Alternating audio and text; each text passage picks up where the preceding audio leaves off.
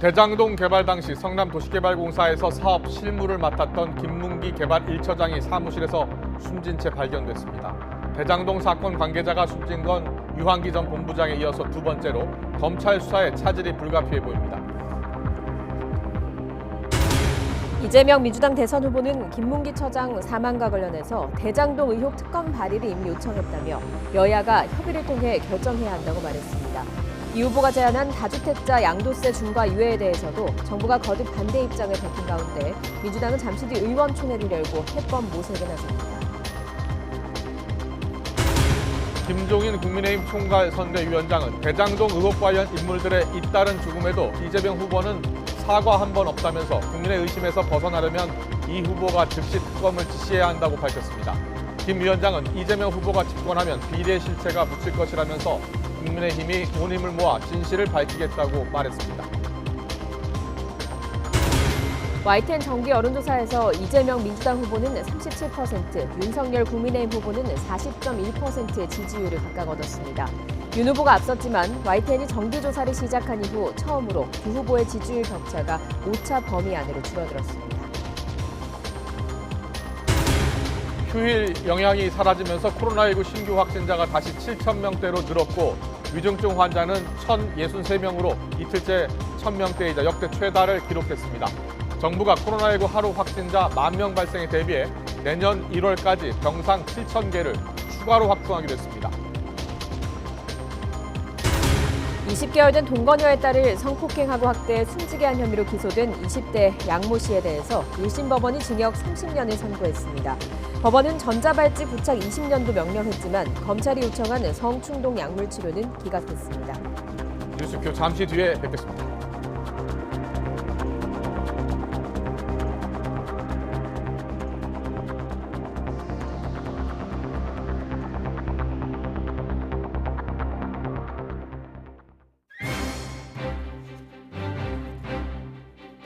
시청자 여러분 안녕하십니까? 가장 빠른 종합 뉴스큐 시작합니다. 대장동 의혹의 핵심 인물인 김문기 처장이 숨진 채 발견되면서 파장이 커지고 있습니다. 벌써 두 번째 관련자 사망입니다. 여야 모두에서 지금 특검 이야기가 다시 나오고 있습니다. 이재명 후보 선대위에 정성호 총괄특보단장 모시고 전국 현안 짚어보겠습니다. 이준석 대표의 선대위 사태로 다시 내홍에 휩싸인 국민의힘. 윤석열 후보가 오늘 김종인 위원장에게 유능한 선대위를 부탁했습니다. 최창렬 노동일 교수와 함께 전국을 분석해드리겠습니다. 네, 먼저 여의도 정치권 소식부터 알아보겠습니다.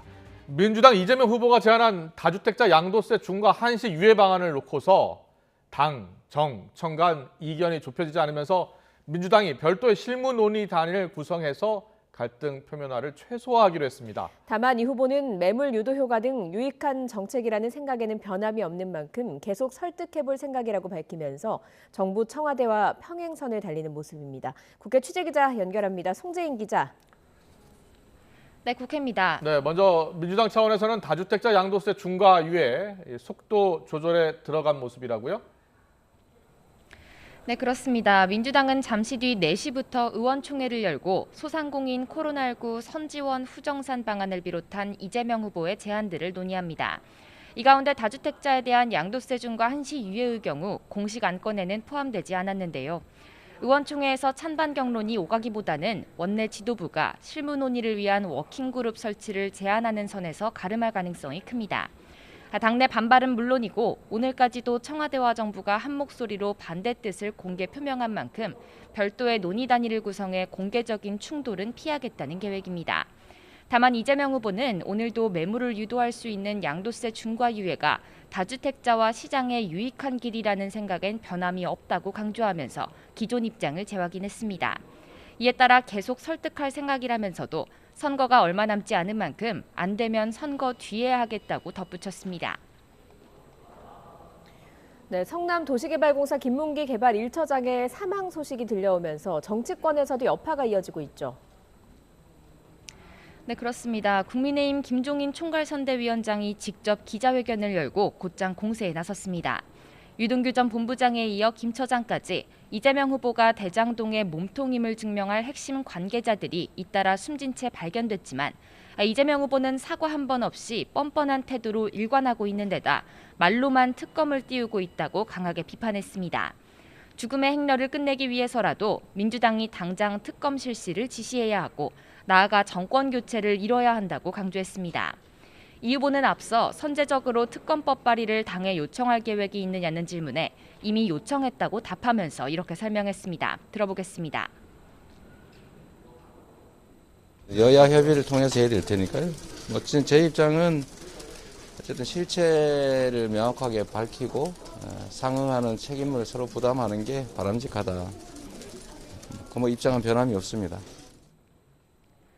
또 SBS 주영진의 뉴스 브리핑에 출연해 김 처장은 한때 지휘하던 부하 직원 가운데 한 명이라며 정말 안타깝다고 말했습니다. 다만 재직할 때 알던 사이는 아니라고 강조하면서 이 후보와의 연관성을 차단하는 데 주력하고 있는 당 입장과 발을 맞췄습니다. 지금까지 국회에서 YTN 송재인입니다. 국민의힘 윤석열 후보는 1박 2일 일정으로 호남 민심구에 나섰습니다. 첫날인 오늘은 전북을 찾았습니다. 이준석 대표의 선대위직 사퇴로 어수선한 국민의힘에선 김종인 총괄선대위원장이 사퇴 수습에 앞장서는 모습입니다. 현장에 나가는 취재기자 연결합니다. 부장원 기자. 네, 전북 전주 전북대학교에 나와 있습니다. 네, 윤 후보가 1박 2일 일정으로 호남을 방문했는데요. 먼저 전북부터 찾았다고요? 그렇습니다. 말씀드린 것처럼 저는 지금 전북대학교에 나와 있는데요. 제 뒤쪽에 있는 강당에서 윤석열 후보가 잠시 뒤에 지역 주재 기자들과의 간담회를 가질 계획입니다. 윤 후보는 당내 경선 때부터 후보 확정 이후에 이르기까지 통틀어서 전북 지역을 방문한 건 이번이 처음인데요. 그러다 보니까 전북 지역 현안에 대해서 질문이 이어질 거로 보입니다. 간담회를 마친 뒤에 윤 후보는 취재진과 현안에 대해 일문일답도 나눌 계획인데 이어지는 소식 생생하게 전해드리겠습니다. 윤 후보는 앞서 전북 지역 첫 방문지로 완주에 있는 수소특화 국가산업단지를 찾았습니다. 수소산업은 전북의 대표적인 미래 신산업으로 윤 후보는 수소충전소와 수소연료전지 혁신센터를 잇따라 둘러보면서 관계자들로부터 설명을 들었습니다. 이어 이곳 전주로 이동한 윤 후보는 전북대에 있는 5.18 민주화운동 첫 희생자 이세종 열사의 추모비를 찾았는데요.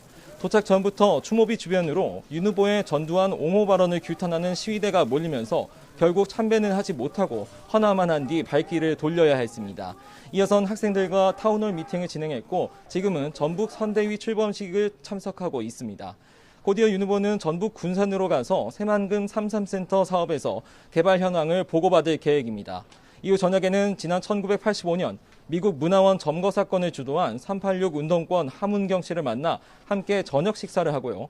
이렇게 호남 방문 첫날 일정 숨가쁘게 마치고 내일 방문지인 광주로 이동하게 됩니다.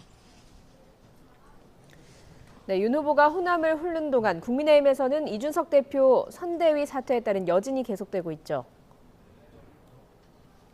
그렇습니다. 그러다 보니까 오늘 이른 아침부터 윤석열 후보와 김종인 총괄선대위원장 그리고 이준석 대표 사이 연쇄회동이 숨가쁘게 이어졌습니다. 선대위 내 자중질환을 조기 종식하기 위해서 윤 후보로부터 전권을 위임받은 김종인 총괄선대위원장은 대대적인 선대위 재편에 착수하는 모습인데요.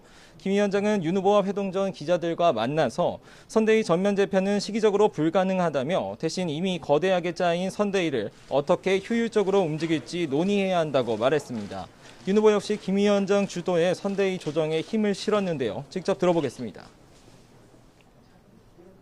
우리 김종인 위원장께서 총괄 선대위원장으로서 좀 그립을 더 좀 강하게 잡고 좀 하시겠다고 하고 저도 그렇게 좀 해달라고 또 말씀을 드렸어요. 네. 김 위원장은 이어 이준석 대표와 오찬 회동을 진행하면서 선대위 조정 방안을 비롯한 수습 대책을 논의했는데 이 대표는 이 자리에서 여전히 선대위 재합류 의사가 없음을 분명히 한 것으로 전해졌습니다. 총 때르면 김 위원장이 선대위 내분을 정리할 수 있을지 주목됩니다. 지금까지 전북대학교에서 YTN 부장원입니다. 대장동 개발 사업 실무를 맡았던 김문기 성남도시개발공사 개발 1처장이 숨진 채 발견된 가운데 경찰이 부검을 진행하기로 했습니다. 대장동 사건 관계자가 숨진 건 유한기 전 본부장에 이어 두 번째인데요. 검찰 수사도 차질이 불가피하게 됐습니다. 취재기자 연결합니다. 손효정 기자. 네, 서울중앙지방검찰청입니다. 네, 먼저 김문기 처장 관련 내용부터 전해주시죠. 네, 경찰은 내일 김문기 성남도시개발공사 개발 1처장에 대한 부검을 진행할 계획입니다. 김 처장은 대장동 의혹과 관련해 참고인 신분으로 조사를 받아오다가 어제 저녁 8시 20분쯤 공사 사무실 1층에서 숨진 채 발견됐습니다. 경찰은 타살 가능성은 낮은 것으로 보고 극단적인 선택에 무게를 두고 있습니다. 김 처장의 유서는 아직 발견되지 않은 것으로 전해졌는데요. 유족들은 최근 공사가 대장동 개발 특혜의 책임을 김 처장에게 모두 전가하려 했다며 꼬리 자르기라고 주장했습니다. 김 처장이 수개월 동안 검찰과 경찰 수사를 받으며 윗선에 대한 조사는 없었고 실무자로서 큰 중압감에 시달려왔다고 토로했습니다. 이어 성남도시개발공사가 김 처장에게 고발 조치와 손해배상을 청구한다는 소식을 전해 듣고 큰 충격을 받았다고 전했습니다. 공사는 어제 오전 김 처장에 대한 중징계 처분을 의결했고 김 처장에게 형사 고발도 할 수 있다고 통보한 것으로 파악됐습니다. 김 처장이 지난 9월 검찰 수사를 앞두고 퇴직자 신분인 정민용 변호사를 공사로 들여 대장동 민간사업자 평가 배점표 등 비공개 자료를 보여줬다는 이유였습니다.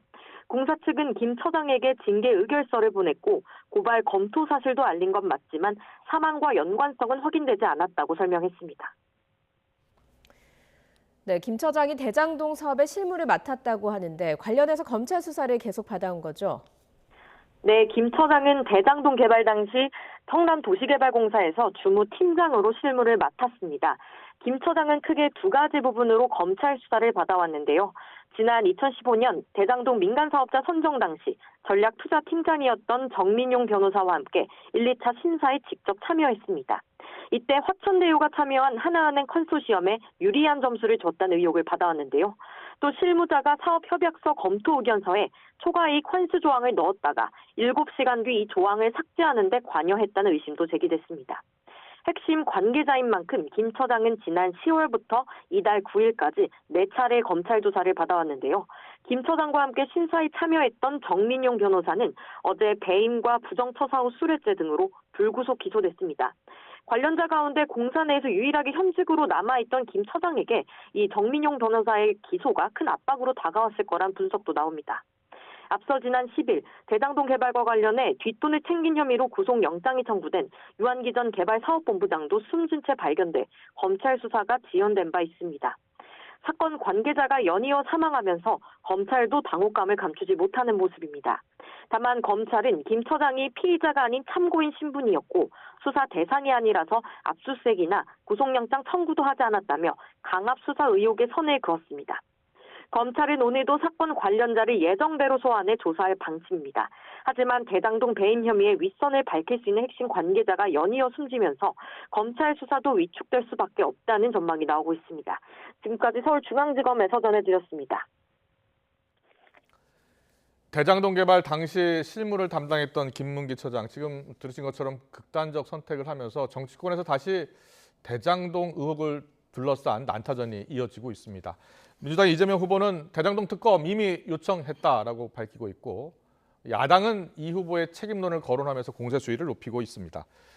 그리고 지금 야당에서는 이른바 윤핵관 논란이 반복되면서 가족 리스크에 이어서 여야 모두 지금 혼탁한 전국 상황을 맞고 있습니다. 관련 전국 현안을 더불어민주당 선대위 정성호 총괄특보단장 모시고 짚어보겠습니다. 어서 오십시오. 네, 안녕하세요. 안녕하세요. 네. 요즘 굉장히 바쁘시죠? 뭐 열심히 선거운동하고 있습니다. 열심히 선거운동하고 있습니까? 선대위는 좀 어떻게 잘 운영되고 있습니까? 잘 운영되고 있습니다. 그 전체 의원이 참여했던 메모드 선대위가 의사결정의 속도가 좀 느리다고 한 여러 가지 의견들이 있어갖고 그랬었죠. 예. 실무형으로 좀 슬림화해갖고서 좀 스피드하게 의사결정하고 각자 역할들을 잘하고 있습니다. 또 의원들은 이제 지역에 가서 지역 조직들 챙기고 또 그렇군요. 직능 조직들 챙기고 있는 각자 활동들을 굉장히 잘하고 있습니다. 네. 이재명 후보가 생각했던 대로 선대위가 움직이고 있는 거네요. 네, 그렇습니다. 네. 예. 네. 거기서 정성호 단장님이 큰 역할 하시고. 아닙니다. 저는 그냥 뭐 다 챙기지 못, 후보가 챙기지 못하고 있는 부분들, 그런 부분들을 제가 좀 많이 챙기고 있습니다. 네, 연수원 시절부터 잘 알고 계셨잖아요, 이재명 후보를. 네. 이재명 후보가 어떤 사람인지 네네. 속속들이 알고 계신 분 아니겠습니까? 그런 편이라고 얘기할 수 있죠. 네. 예, 네. 알겠습니다. 그런데 지금 현안부터 여쭤보고 싶은데 성남도시개발공사 지금 현직에 있는 김문기 개발처장 네. 숨진 채 발견됐잖아요. 너무 안타까운 일인데 일단 이재명 후보도 안타깝다라는 이야기를 했고 또 특검 빨리 추진해야 한다라고 거듭 강조하고 있는 거죠. 네네. 예. 저는 뭐 같은 생각입니다. 일단 네. 뭐 어떤 상황인지는 잘 모르겠지만 극단적 선택을 한 뭐 고인에 대해서 좀 굉장히 안타깝게 생각하고 또 고인의 명복을 빌고 특히 가족들이 얼마나 뭐 비통하겠습니까 사실은 또 가족들에게 좀 위로를 좀 전하는 바이고요. 예. 어쨌든 이 사건이 과학적인 수사가 안 되고 있는 것 같아요. 돈을 따라가고 예. 지금 돈 받은 사람들 50억 받은 분들도 받은 사람도 있고 네네. 그 50억 클럽이라고 명단까지 나와 있는데 예. 돈을 갖다 특수수사에서 이런 부패 비리 사건에서는 돈을 따라가서 그 시작이 어딘지 최종 종착역이 또 어딘지 이걸 찾는 수사가 아니고 특정한 어떤 정치적 목적 내지는 그런 걸 염두에 둔 표적 수사가 아닌가 저는 그런 의심을 좀 안 할 수가 없습니다. 그리고 검찰 수사 과정이 어땠는지 제가 정확히는 모르지만은 검찰 수사 과정에 있던 분들이 이렇게 극단적 선택을 하는 것은 수사에 문제가 있는 게 아닌가 하는 생각도 하고 있고요. 이재명 후보가 말한 것처럼 이제 빨리 국회에서 서로 뭐 상대방 탓을 하는데 빨리 여야가 만나갖고 특검 합의를 해갖고 특검에 돌려서 보다 공정한 수사가 좀 신속히 이루어지길 좀 기대합니다. 네. 이 김문기 처장 사망 소식이 어제 밤 9시에 전해졌잖아요. 네. 혹시 선대위 회의에서 이와 관련하여 어떤 입장을 낼지 회의를 하셨습니까? 저는 뭐 오늘 제가 선대 회의에 들어가지는 않았지만은 선대위 그 캠프 그 공지방에 나온 걸 보면 뭐 후보와 같은 취지입니다. 어쨌든 고인의 명복을 빌고 유가족들을 위로하고 다만 이 수사가 제대로 표적 수사가 되지 않고 또 공정한 수사가 되려고 하면은 어떤 결과가 나오든 여야가 서로 간에 의심할 테니까 빨리 좀 특검에서 수사를 하는 게 낫겠다는 그런 의견들이 있었습니다. 그렇군요. 정치적 목적을 가진 표적 수사가 지금 진행되는 것 같다라고 이야기해 주셨는데 좀 더 구체적으로 어떤 정치적 목적을 갖고 있는 것 같습니까? 어쨌든 이게 제가 말씀드린 것처럼 돈이 현재까지 나온 것은 돈이 50억이 곽상도 전 의원의 아들에게 들어간 건 밝혀졌지 않습니까? 그 돈의 출처와 최초 출처가 어디인지 또 관련돼 갖고 이미 그 전에 50억을 받은 분들이 또 약속한 분들이 여러 사람 있다는 얘기가 나왔지 않습니까? 그럼 최초에 그 돈이 있었던 그 수원지, 그 저수지 그걸 확인해야 될 거 아니겠습니까? 돈의 흐름을 쫓아야 되는데 돈의 흐름을 쫓지 않고 있는 것 같다. 거죠. 그렇습니다. 국민의힘에서는 이 대장동 게이트 관련해서 대장동 사건의 핵심은 누가 화천대유에 천문학적 이익을 몰아줬느냐에 있다. 그 초점을 맞춰야 하는데 그 당시 때 화천대유의 심사를 맡았던 유한기 전 본부장 열흘 전에 숨진 채 발견됐고 김문기 처장도 또 어제 사망했습니다. 그래서 관련자들이 도대체 무슨 일이 있었길래 이런 극단적 선택을 했는지 모르겠다. 이러면서 이재명 후보 책임론을 지금 제기하고 있거든요. 전 모르겠습니다. 어쨌든 그 당시 2015년 당시 이재명 후보 입장에서는 어느 정도 이익이 날지 몰랐기 때문에 우선 성남시가 받아야 될 확정 이익을 갖다 먼저 요구했던 겁니다. 확정 이익을 갖다 상당히 많이 확보했는데 그다음에 초과 이익을 그 당시 이 정도로 많이 초과 이익이 발생할 거라는 예상을 하지 못했습니다. 그러나 초과 이익이 발생했을 경우에 어떻게 그걸 배분할지는 그건 사실 그 당시 약정하지 않았기 때문에 그 당시 설계한 그 투자자들의 어쨌든 내부 문제이기 때문에 이재명으로서는 알 수가 없었습니다. 물론 그 과정에서 성남시나 성남도계공의 관계자들이 어떤 뭐 비리를 저질렀다고 하면 그 점에 관련해서는 이재명 후보도 죄송하다는 말씀을 드렸고 사과를 했습니다. 어떤 도의적 책임이 분명히 있는 거겠죠. 그러나 그 당시로서는 거기까지 예상할 수가 없었고 그건 투자자 내부 문제였기 때문에 알 수가 없었다. 저는 그렇게 생각합니다. 다시 검찰 수사로 돌아왔어요? 검찰 수사가 지금 돈을 쫓지 못하고 있고 정책 목적 수사를 하고 있는 것 같고 표적 수사를 하는 것 같다. 이렇게 이야기를 하셨는데 심상정 후보는 오늘 검찰총장 사퇴를 주장했습니다. 물론 특검도 다시 거듭 요청하고 있고요. 특검은 지금 왜 이렇게 진행이 안 되고 있는 겁니까? 지금 야당에서는 야당이 제출한 특검법, 이재명 특검법이라고 제출했는데 그걸 심사하자고 얘기를 하는데요. 특검을 하려고 하면은 여야가 기본적으로 특검의 추천 방법, 특검의 수사의 대상과 범위, 또 기간 이런 것들 합의해야 됩니다. 그러니까 법사위에 제출한 특검안은 국민의힘 특검 아닌데 국민의힘 특검이죠. 여당과 합의를 거치지 않은 합의하지 않은 일방적인 법안이죠. 그렇기 때문에 그에 관련해 갖고 그 법안을 상정을 안 한다고 하는데 상정을 한다고 한들 논의가 진척이 될 수가 없는 거 아니겠습니까? 네. 그 전에 여야가 수사의 대상과 범위와 관련해서 기본적으로 합의를 해야겠죠. 예. 그걸 빨리 하자는 겁니다. 네. 국민들의 의혹은 커질 수밖에 없잖아요. 예. 관련자 두 사람이 지금 극단적 선택을 했기 때문에 예. 이제는 특검을 통해서 좀 더 진실을 규명해야 한다는 목소리가 더 커질 것 같지 예, 않습니까? 그렇습니다. 네. 네. 당장 어떻게 빨리 특검을 진행할 수 있겠습니까? 일단 저는 여야가 다른 이유 대지 말고 네. 여야 원내대표가 즉시 만나갖고 합의를 하고 예. 원내 수석들이 구체적인 법안에 대해서 논의하기를 좀 바라는 바입니다. 원내대표가 빨리 만나서 진행을 했으면 좋겠다라고 이야기를 하고 계시고 이재명 후보도 그렇게 이야기했다고 하고 있고. 네네. 그런데 오늘 김종인 총괄선대위원장, 국민의힘 총괄선대위원장은 기자회견까지 열면서 이재명 후보가 민주당에 바로 좀 특검을 지시해라라고 이야기하고 있거든요. 이미 뭐 공개적으로 지시하고 있는 거 아니겠습니까? 그러니까요. 네네. 그런데 그 이야기는 네. 진행이 안 되고 있기 때문이다라는 주장이거든요. 예, 예. 왜 진행이 안 되고 있는 겁니까? 두 저는 원내대표가 왜 안 만나고 있는 겁니까? 저는 야당에서 과연 그 특검을 할 의지가 있는지 야당의 의지가 없는 것 같아요. 저는 그렇게 생각하고 있습니다. 예, 왜냐하면 여당에서는 이 사건의 대장동 사건의 뿌리라고 할 수 있는 부산저축은행 그 지금 대장동 팀이 네. 이 사건을 설계했던 그 대장동 팀들이 부산저축은행에서 대출을 받을 때 그걸 그 당시에 그 문제점들을 갖다 윤석열 그 당시 검사가 네. 부산지회 검사가 소위 말하면 뭉갰다고 하는 거죠, 사실은. 예. 그걸 덮었기 때문에 그 부분까지 우리는 그 뿌리까지 들어가서 같이 수사의 대상이 돼야 된다라고 저는 주장하고 그런데 있는데 윤석열 후보도 최근 기자회견에서 그러면은 부산저축은행 수사건도 같이 포함해서 하자라고 제안을 한 것 같아요. 그런 거 예. 보면 국민 입장에서는 여야 후보 두 후보 모두 특검을 주장하고 있는데 진행은 안 되는 거예요. 예. 예.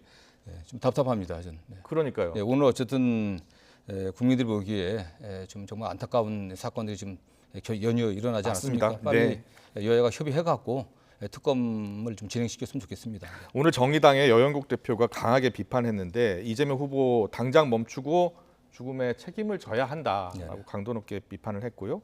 검찰의 무능, 직무유기에 문재인 대통령도 책임이 있다고 목소리를 높였어요. 네. 이 정의당 여영국 대표의 발언에 대해서는 어떻게 보세요? 저는 뭐 좀 과한 게 아닌가 생각합니다. 좀 과하다? 지금 뭐 여당이나 또는 정부에서 또는 대통령이 검찰 수사에 관련해 갖고서 예. 이래라 저래라 지시할 수 있는 그런 시대가 아니지 않습니까? 예. 만약 검찰 수사 관련해 갖고 청와대가 이렇게 해라 저렇게 해라 또는 빨리 해라 늦게 해라 말 한마디만 해도 수사 관여한다고 굉장히 어떤 문제가 생길 것입니다. 사실 예. 지금 다만 검찰이 지금 과연 수사 역량이 있어도 국민들이 많이 지금 의구심을 보내고 있습니다. 수사 역량에 수사 역량에 의구심을 의해, 갖고 있다. 예. 지금 왜 이렇게 좀 수사가 지지부진한지 저도 좀 사실은 의문이고요. 네. 검찰총장이 좀 더 의지를 갖고 사건을 빨리 조사하고 진상을 밝히기를 저도 촉구하는 바입니다. 네. 알겠습니다. 원희룡 국민의힘 선대위 정책총괄본부장이 오늘 기자회견을 해서 이렇게 얘기를 했어요. 최근 물러난 김진국 민정수석 대장동 수사의 진상규명을 강조했는데 이 후보 측의 작업으로 물러났다 이런 주장을 폈는데 예. 이게 뭐 눈에는 뭐만 보인다고 네. 이 기획 공작만 하던 분들이 내 눈에는 다 기획 공작하는 거라서 그러는데 그럴 리가 있겠습니까? 그게 가능한 일이겠습니까? 예. 김진국 저 민정수석은 저하고 뭐 개인적으로는 대학 동기이기도 합니다. 굉장히 그렇군요. 예. 소위 말하는 샤이하다, 좀 부끄러움도 많이 타는 분이고 네. 겸손하고 청렴한 사람입니다. 예. 어쨌든 본인이 자리에 연연하지 않았기 때문에 더군다나 또 일각에서는 그 아들이 약간 좀 정서적인 어떤 불안정성이 좀 있었던 것 같다는 네. 얘기가 나오고 있습니다. 예. 그렇기 때문에 이게 괜히 정치 문제가 되지 않기 위해서 즉시 사퇴하고 그래야 또 대통령 국정 부담을 좀 덜어드리는 거 아니겠습니까? 만약 김진국 수석이 사퇴하지 않았다면 또 어떻게 얘기하겠습니까, 사실요? 예. 우리 야당한테는 또 뻔뻔하다고 그러지 않았겠습니까, 사실요? 네. 이재명 후보는 이 같은 주장에 기자들이 물으니까 언급할 가치를 느끼지 않는다. 그렇습니다. 이게 이렇게 언급할 가치도 없는 이야기죠. 네. 예. 그리고 이재명 후보 요즘 장남의 불법 도박, 상습 도박 의혹으로 여러 차례 지금 고개를 숙이고 있는데요. 네네. 이 후보하고 막역한 사이니까 네네.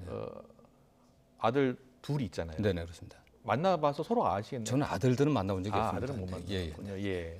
이재명 후보가 혹시 이번 그 상습 도박 의혹 불거지기 전에 네네. 이 문제로 좀 괴로움을 토로한 적이 있어요? 그런 적 없었습니다. 그런 적 없었고. 다만 저도 후보하고 만났을 때 정치를 하면서 아이들의 신경을 못 썼습니다. 아들을 잡고 막 울었다고 이렇게 이야기하더라고요. 그랬을 겁니다. 예. 본인이 굉장히 정치가 어려울 때, 특히 경기도지사 당선 이후 굉장히 뭐 수사 과정에서 고통을 받지 않았습니까? 예, 예. 그러면서 어려울 때 아이들에게 좀 더 신경 쓰지 못했다 하는 그런 뭐 자책감을 많이 느낀 것 같습니다. 예. 이재명 후보 아들도 못 주는 굴인데 도대체 어떻게 알게 됐을까라고 하면서 사실상 기획 의혹도 잠깐 이야기했거든요. 네네.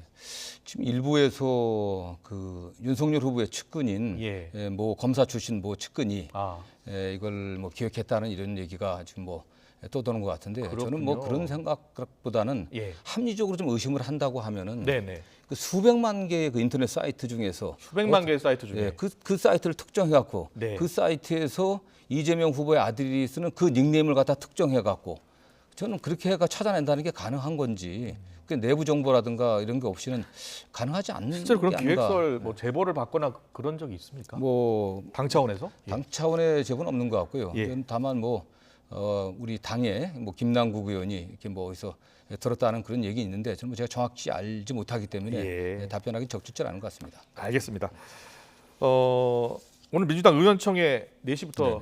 열리고 있는 건가요? 네네 그렇습니다. 예. 그 의원총회에서 3시부터 열리고 있습니다. 3시부터 열리고 있네요. 다주택자 양도세 유예 논의 이거 어떻게 정리가 될 것 같아요? 일단 청와대나 그리고 보니까 김부겸 총리도 네네. 강하게 반대하더라고요. 네네. 예, 양도세 유예 어떻게 국민과의 약속이었는데 네네. 이거를 1년 유예할 수 네네. 있느냐라는 주장이거든요. 예, 예.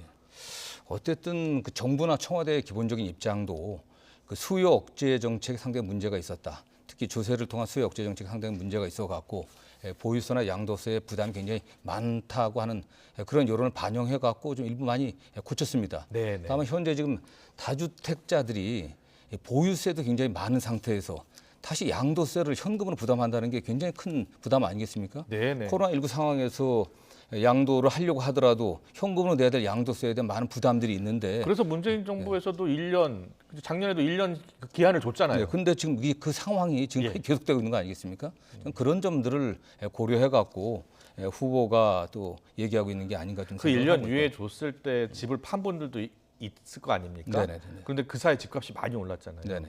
그래서 그분들은 어떻게 하느냐 이렇게 이야기하더라고요. 뭐 같은 맥락이겠죠 사실. 예. 역시 그러면서 부담이 더 늘었기 때문에 또 현재 상황에 맞게 어쨌든 저도 좀 유예하는 게 낫지 않겠나 하는 생각이 들고 있고요. 그런데 선거를 앞두고 당정청 이렇게 좀 갈등하는 모습은 보기 좋지 않잖아요. 예. 아니, 오히려 그 만약 후보가 그 다주택자 양도세 중과를 좀 완화하자고 했을 때, 유예하자고 했을 때 청와대가 다 좋은 얘기다. 바로 찬성하고 그렇게 하자고 했다면 바로 야당이나 언론에서는 짜고 치는 거 아니냐, 세금 퍼주기, 관권 선거 아니냐 이렇게 예. 비판할 거 아니겠습니까? 예. 저는 이게 국민들의 입장이 어떤지 코로나19 상황에서 경제적으로 굉장히 고통을 받고 있는 그런 분들에 대한 배려라고 저는 생각하고 있습니다. 네. 오늘 의원총회에서는 어떤 결론 날 것 같아요?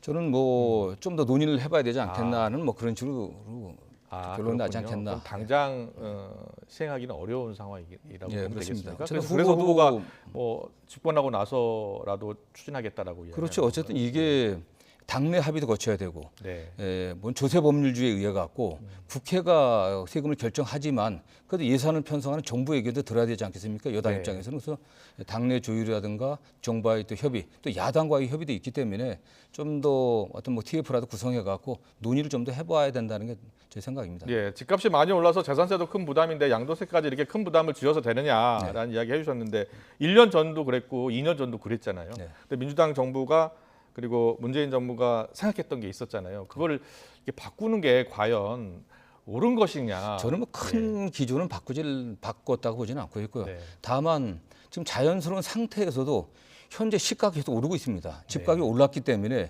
세율을 그대로 두고 또는 뭐 공시지가 현실화도 좀 보류하기로 좀 합의했지 않습니까? 예. 그대로 두고 있다고 하더라도 세수엔 큰 문제가 없습니다. 예. 국민들이 코로나19 때문에 뭐 특히 소상공인 자영업자들 도시에 계신 분들이 굉장히 어려움을 겪고 있기 때문에 그들에게 세금을 당장 내라고 더 늘어난 세금 내라고 하는 건 좀 과중한 게 아닌가 그런 면에서 좀 국민을 고려한 정책이다 이렇게 생각합니다. 그렇다면 확실히 부동산 정책은 문재인 정부와의 차별화가 확실한 거네요. 뭐 차별화라기보다도 예. 이재명표 부동산 정책이다, 정책의 시작이다 이렇게 봐주길 알겠습니다. 부탁드립니다. 그리고요, 네. 열린민주당 합당 논의 가운데 열린민주당 측에서 통합 조건으로 3선 초과 금지 원칙, 네네. 그러니까 3선 이상 하지 말자는 네네. 건데 네. 그거 받아들일 수 있겠습니까?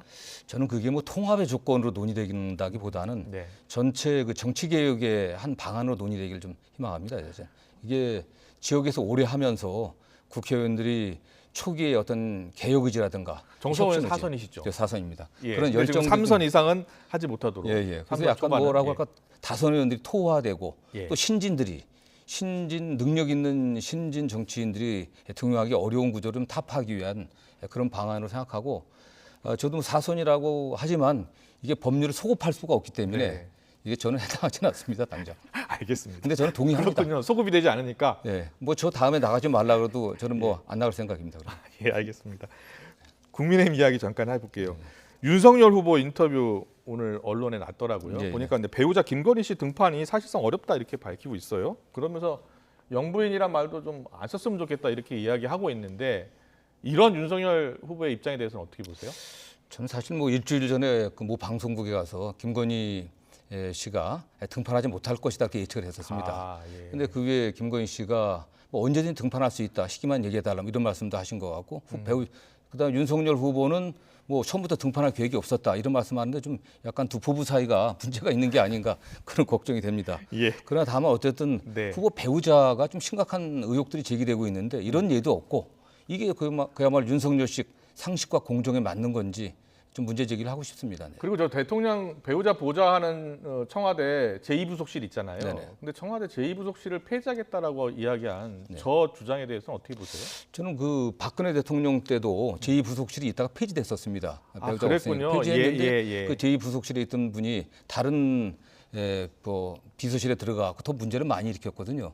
저는 어쨌든 그래도 두 분이 같이 살고 같이 청와대에 살고 계시고 또 해외 순방할 때도 같이 가셔야 되고 예. 국내 활동도 해야 된다고 만약 된다고 하면은 뭐 그렇게 돼야 되는데 저건 너무나 좀 그야말로 제왕적인 주장 아니겠습니까 사실은. 예.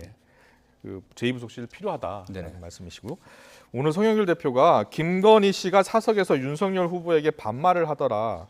최순실처럼 될 수도 있다 이런 이야기했는데 이런 발언에 대해서 어떻게 저도 모르겠습니다. 뭐 네. 사석에서 그랬는지 안 했는지 잘 모르기 때문에 네.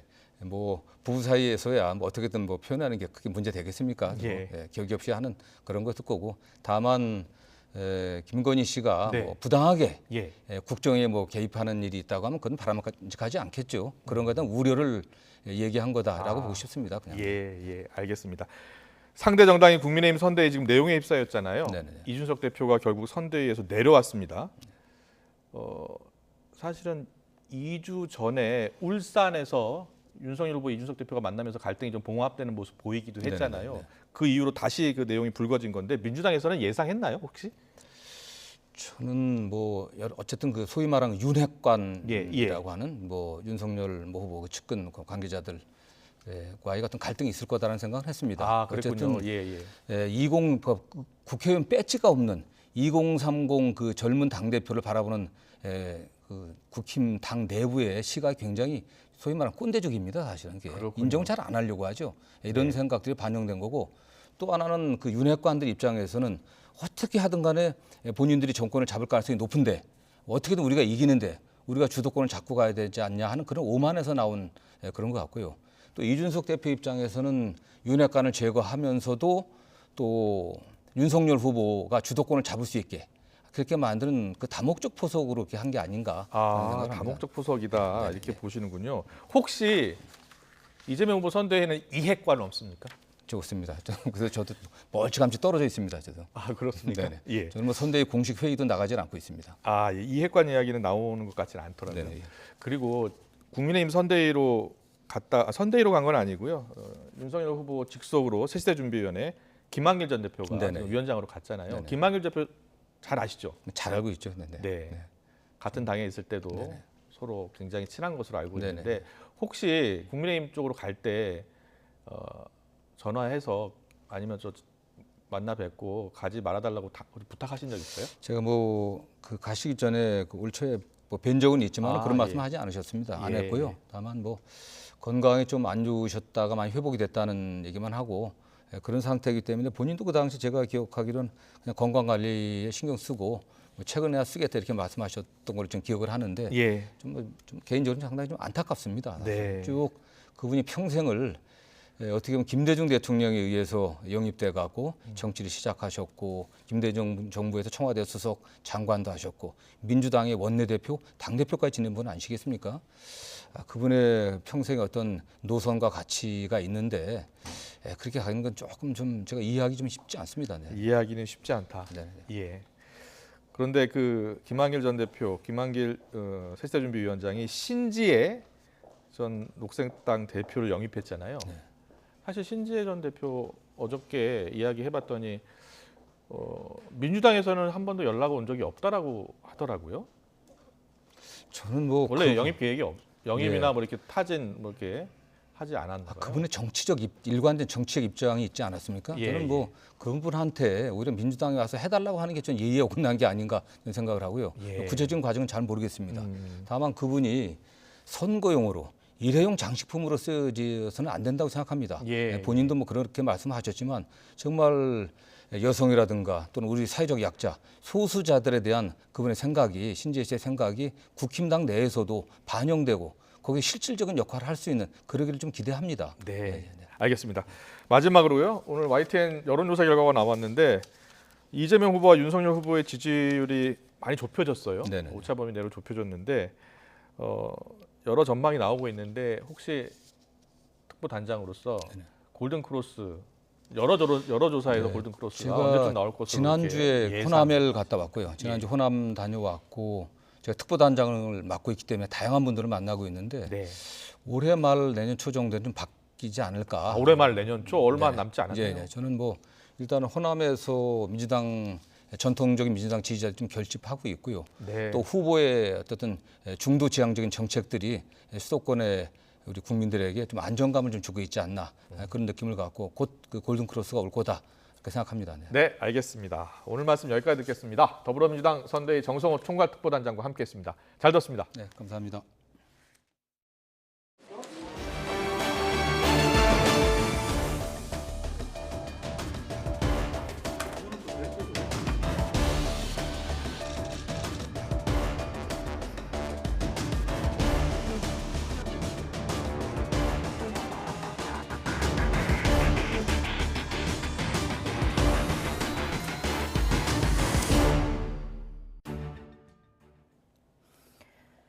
코로나19 신규 확진자는 다시 7,000명대로 늘어났고 위중증 환자는 또 역대 최다를 기록했습니다. 정부는 확진자 10,000명 발생에 대비해서 병상 10,000개를 확충하기로 했습니다. 취재기자 연결합니다. 신현준 기자. 네, 신현준입니다. 네, 오늘 신규 확진자는 7,000명대로 다시 늘어났죠. 네, 오늘 0시 기준 코로나19 신규 환자는 7,456명이고 위중증 환자는 1,063명으로 역대 최다를 기록했습니다. 사망자도 78명 증가해 누적 4,906명입니다. 신규 환자와 위중증 환자가 늘면서 병상 상황도 좋지 않습니다. 전국 중환자 병상 가동률은 79.2%로 80%에 육박했고 수도권은 가동률이 85.6%로 한계 상황입니다. 수도권에 남은 중환자 병상은 서울이 53개, 경기 59개, 인천이 9개로 120개에 불과합니다. 수도권에서 하루 넘게 입원이나 생활치료센터 입소를 기다리는 환자도 493명에 달합니다. 상황이 이렇다 보니 정부가 오늘 병상 확충 계획을 발표했는데요. 코로나19 하루 확진자가 10,000명 발생에 대비해 다음 달까지 병상 10,000개를 추가로 확보하기로 했습니다. 추가되는 병상은 중증과 준중증 병상이 1,578개, 중등증 병상이 5,366개, 그리고 생활치료센터 병상이 2,412개입니다. 중수본은 먼저 이미 내린 행정명령을 이행해 중증 병상 158개와 준중증 병상 189개, 중등증 병상 1,726개 등 2,073개 병상을 확보하기로 했습니다. 또 상급 종합병원과 국립대병원에 추가 행정명령을 내려 중증 병상과 준중증 병상 622개를 추가로 확보한다는 계획입니다.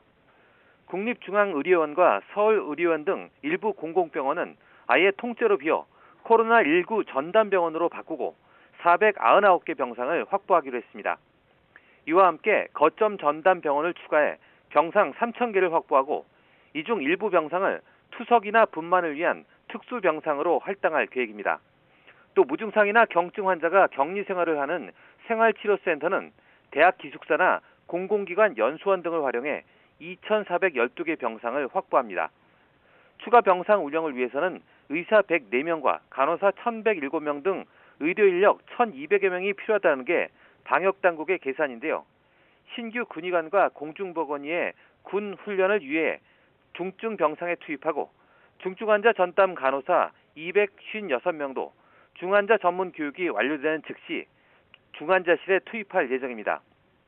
아울러 중환자실에 머무는 최대 기간을 확진이나 증상 발현일로부터 20일로 제한해 병상 운영을 효율화하기로 했습니다. 지금까지 사회 2부에서 YTN 신현준입니다. 정부가 코로나19 병상 10,000개를 다음 달까지 추가로 확보하기로 하면서 국립대병원과 상급종합병원, 공공병원에서의 일반 진료는 차질이 불가피할 것으로 보입니다. 해당 병원들이 급하지 않은 수술이나 진료를 뒤로 미루거나 신규 입원자를 받지 않는 방식으로 병상을 확보할 계획이기 때문에 일반 환자나 의료기관 선택이 제한적인 취약계층은 당분간 진료에 불편을 겪을 수 있다는 의미입니다. 중앙재난안전대책본부는 많은 중환자를 치료하고 한정된 의료자원을 효율적으로 활용하기 위한 불가피한 조치임을 이해해달라고 당부했습니다. 방역당국은 지금 시행하는 사회적 거리두기 효과가 지속될 경우 내년 1월 말 하루 확진자가 4,700명대까지 떨어질 것이라고 전망했습니다. 질병관리청은 지난 2주간의 거리두기 효과가 계속되면 하루 코로나19 확진자는 이달 말 8,000여 명까지 늘었다가 다음 달 말에는 최대 4,700여 명까지 감소할 것으로 예측했습니다. 반대로 거리두기 효과가 떨어질 경우 내년 1월 말 하루 코로나19 확진자는 최대 8,400여 명까지 증가할 것으로 예측했습니다. 청와대는 유영민 대통령 비서실장을 팀장으로 청와대와 관계부처 장관급 6명, 공공의료기관 등이 참여하는 병상 확충 TF가 모레 첫 회의를 연다고 밝혔습니다. 지난 20일 문재인 대통령의 병상 확충 특별 지시에 따라 가동되는 TF는 앞으로 매주 한 차례 모여서 이행 계획을 수립 점검하고 부처 간 쟁점을 해소하는 역할을 하게 됩니다. 정부의 거리두기 강화 지침에 반발한 자영업자들이 방역 패스와 영업 제한 등을 철폐해달라며 도심에서 대규모 시위를 열고 있습니다. 현장 연결합니다. 이준엽 기자. 네, 저는 광화문 삼거리에 나와 있습니다. 네, 집회 현장 분위기 전해주시죠. 네, 조금 전 오후 3시부터 자영업자들이 시위를 벌이고 있습니다. 정부에 등록한 인원은 299명이기 때문에 이를 초과하는 사람들에 대해서는 경찰이 출입을 제지하고 있는데요.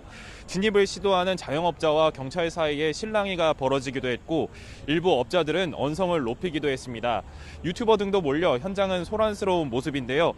오늘 시위를 벌이는 단체는 PC방과 호프, 공간 대여업계 등이 모인 곳입니다.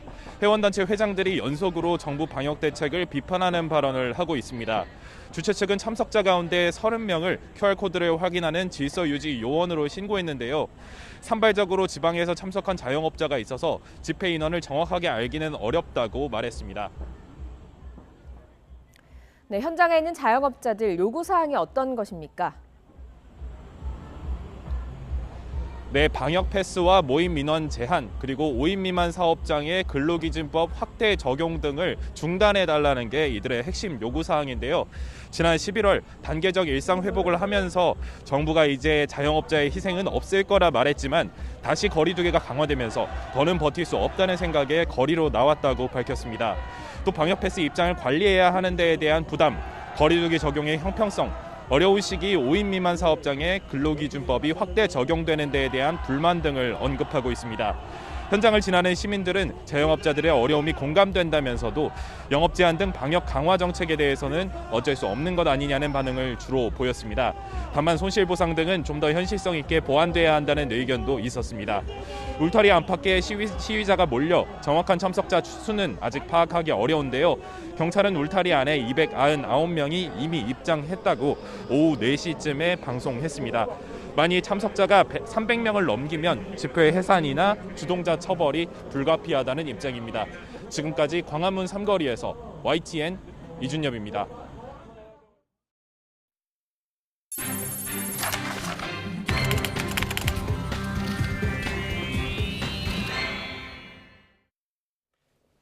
국민의힘 선대위가 다시 내홍에 휩싸인 가운데 윤석열 후보가 김종인 위원장을 오전에 만나서 유능한 선대위를 만들어달라고 부탁했습니다.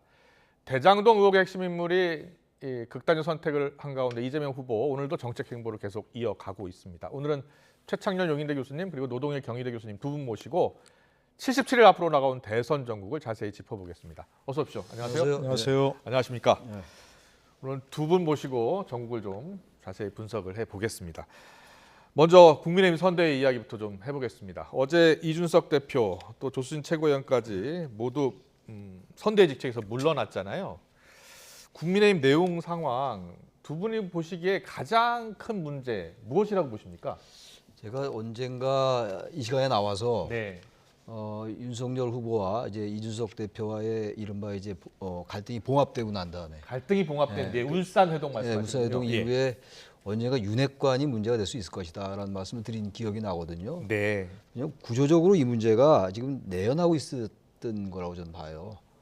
여러 가지 물론 이제 그 이유는 있죠. 조수진 최고위원이 뭐 네. 얘기를 하고 네. 이런 여러 가지 얘기는 있는데 본질적으로 윤석열 후보를 둘러싼 이른바 윤핵관으로 이제 상징되는 그런 일군의 인물들이 있고 네. 전 구주류라고 봐요. 그거를 굳이 예. 표현한다면 구주류들. 그리고 예. 김종인 위원장과 이준석 대표의 또 다른 세력들 그럼 구주류 대 신주류? 신주류의 개념 예. 굳이 이제 도식화한다면 그런 이 기본적인 구조가 있고 그게 좀 폭발했다고 보는 것이고 네. 물론 여기에 이제 이준석 대표가 대표로서의 그 올바른 처신이냐 윤석열 후보가 후보로서 리더십이 있느냐 없느냐는 그 별개의 문제고 예. 그렇다더라도 그게 전 본질이다라고 일단 생각을 합니다. 그게 본질이다. 예.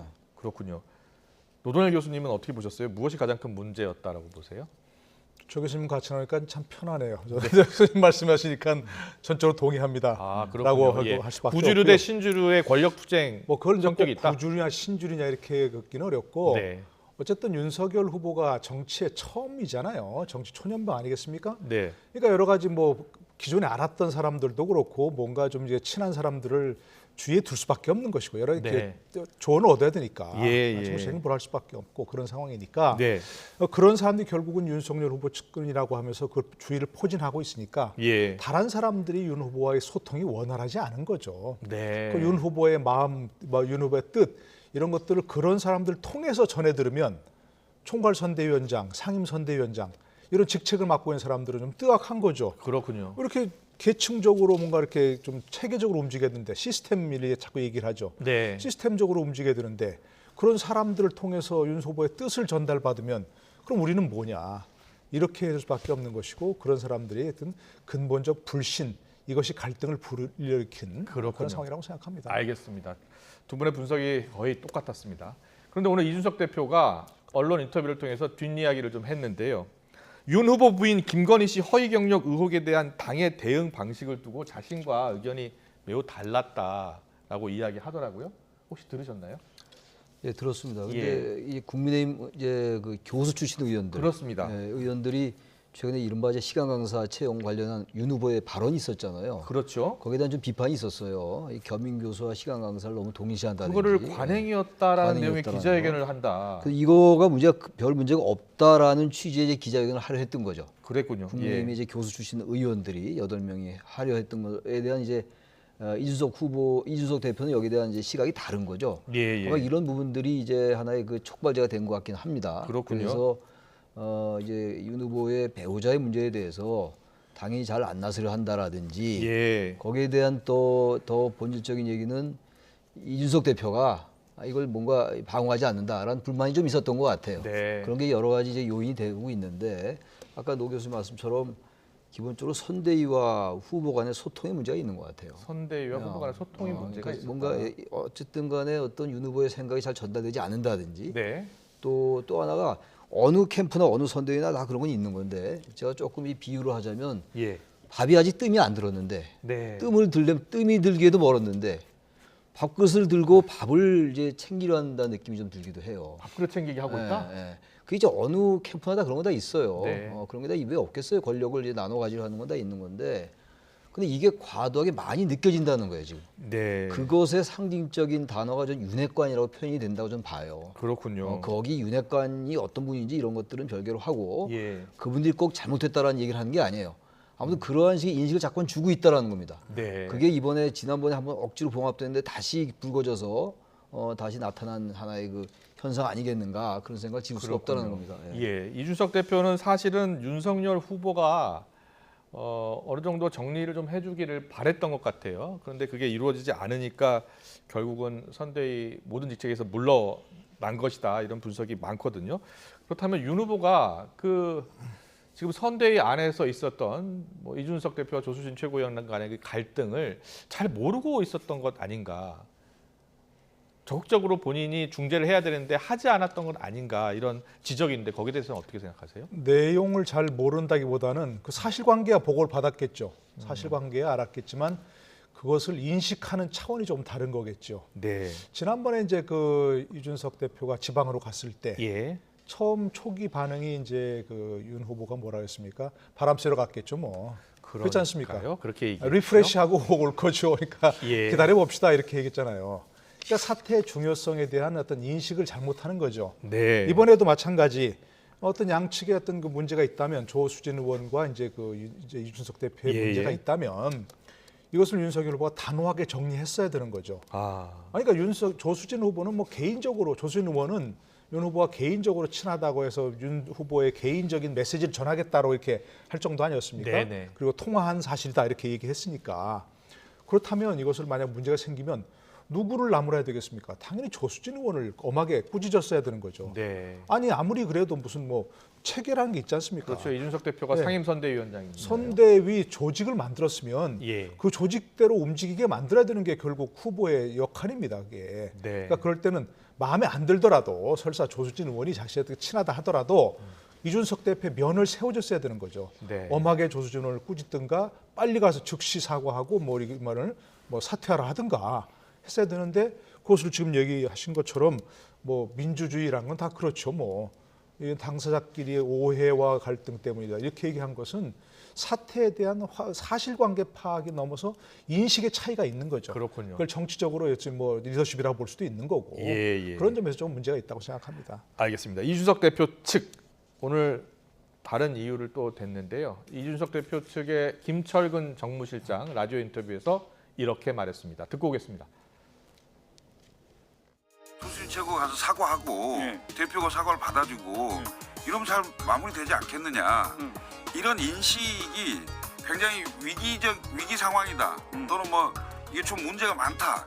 이런 인식을 못할 수도 있다는 거죠. 왜냐하면 중간에 전달이나 보고가 제대로 정확히 안 되면 그 중간 전달자나 보고자는 누굽니까? 이른바 윤핵관 아닐까요? 이런 상황이 생겼는데 비서실이 부속실이 되고 뭐 조직본부는 뭐가 잘못됐고 이준석 대표는 멍졸한 자기 정치를 한다 그러고 뭐 조수진 최고위원한테는 당장 사과할 일을 왜 그런 일을 하냐 뭐 이렇게 쫙 양비론을 펼쳤던 분도 윤핵관 중에 한 명 같고요. 네, 윤핵관 문제를 또 이야기하고 있는데 수창희 교수님, 윤핵관 문제가 아직도 해결이 안 됐다라고 보면 되겠습니까? 뭐 당연히 저는 그렇게 봐요. 만약에 이런 문제가 없었으면은 이준석 대표가 이 정도로 반발하지 않을 겁니다 아마. 그러니까 이준석 대표의 이 대표로서의 처신이 대선지 불과 77일 정도 남았나요? 네. 그 정도밖에 안 남은 상황 속에서 맞는 것이냐는 별개의 문제라고 제가 아까 말씀드렸잖아요. 그러나 아까도 노 교수님도 말씀드렸습니다만 이 상황을 좀 윤석열 후보는 자꾸만 이렇게 어떠한 별거 아닌 걸 환원시키려는 것 같아요. 환원론 같은 거 굳이 얘기한다면 윤석열 후보가 이 사태 심각성을 절대 모를 리가 없을 겁니다 아마. 근데 이제 그때도 잘 쉬셨느냐 만났을 때 그건 이준석 대표로서 너무나 황당한 얘기잖아요. 대표가 당무까지 거부하고 자명을 했는데 만나고 나서 잘 쉬셨느냐 얘기하고 이번에 같은 경우도 아까 말씀하셨습니다만 민주주의가 원래 그런 것이다. 민주주의가 원래 그런 것이긴 하지만 그 갈등을 조정하는 게 정치거든요. 민주주의가 그런 것은 하는 현상인데 그걸 잘 조정해내는 게 정치의 본령인데 지금 윤석열 후보는 그 내부에서의 그 정치조차 실패하고 있다는 인식을 받을 수밖에 없는 상황이라는 거예요. 그래서 너무 상황을 너무 안이하게 보는 것도 있겠습니다만 일부러 자꾸 이렇게 환원시키려 하는 게 아닌가, 치부시켜서 대수롭지 않은 문제처럼 보는데 이게 오히려 더 갈등을 더 증폭시킬 수 있다는 겁니다. 네, 그렇군요. 오늘 아침이었습니다. 윤석열 후보 김종인 선대위원장을 만났습니다. 그리고 선대위를 어떻게 개편할지 논의했는데요. 김종인 선대위원장이 기자들을 만나서 이렇게 이야기했습니다. 듣고 오겠습니다. 이런 사태가 발생할 수 있지 않도록 내가 끌고 가는 거지. 뭐 별다른 큰 변동이나 그런 걸 지금 취할 수도 없고 시기적으로 전면적인 개편이라는 걸 할 수가 없어요. 처음에 만들 적에 이렇게 선대위를 거대한 선대위를 만들어 놨기 때문에 그게 좀 제대로 움직이는데 좀 효율적이지 못한 건 사실이에요. 뭘 어떻게 정리를 해가지고서 구체적으로 해나갈 거냐 하는 거는 앞으로 여러분들이 보시면 알 거예요. 이준석 대표가 선대위 직접 내려놓은 거에 대해서 다시 좀 돌아와라 이런 설득은 없으셨나요? 그러게 뭐 정치인이 한번 선언을 했으면은 그걸로 끝나는 거지. 그 번복한다는 게 쉽지가 않아요. 예? 그래서 뭐 나 스스로도 내가 그런 상황을 뻔히 알기 때문에 그거에 대해서 내가 구체적으로 얘기도 안 했어요.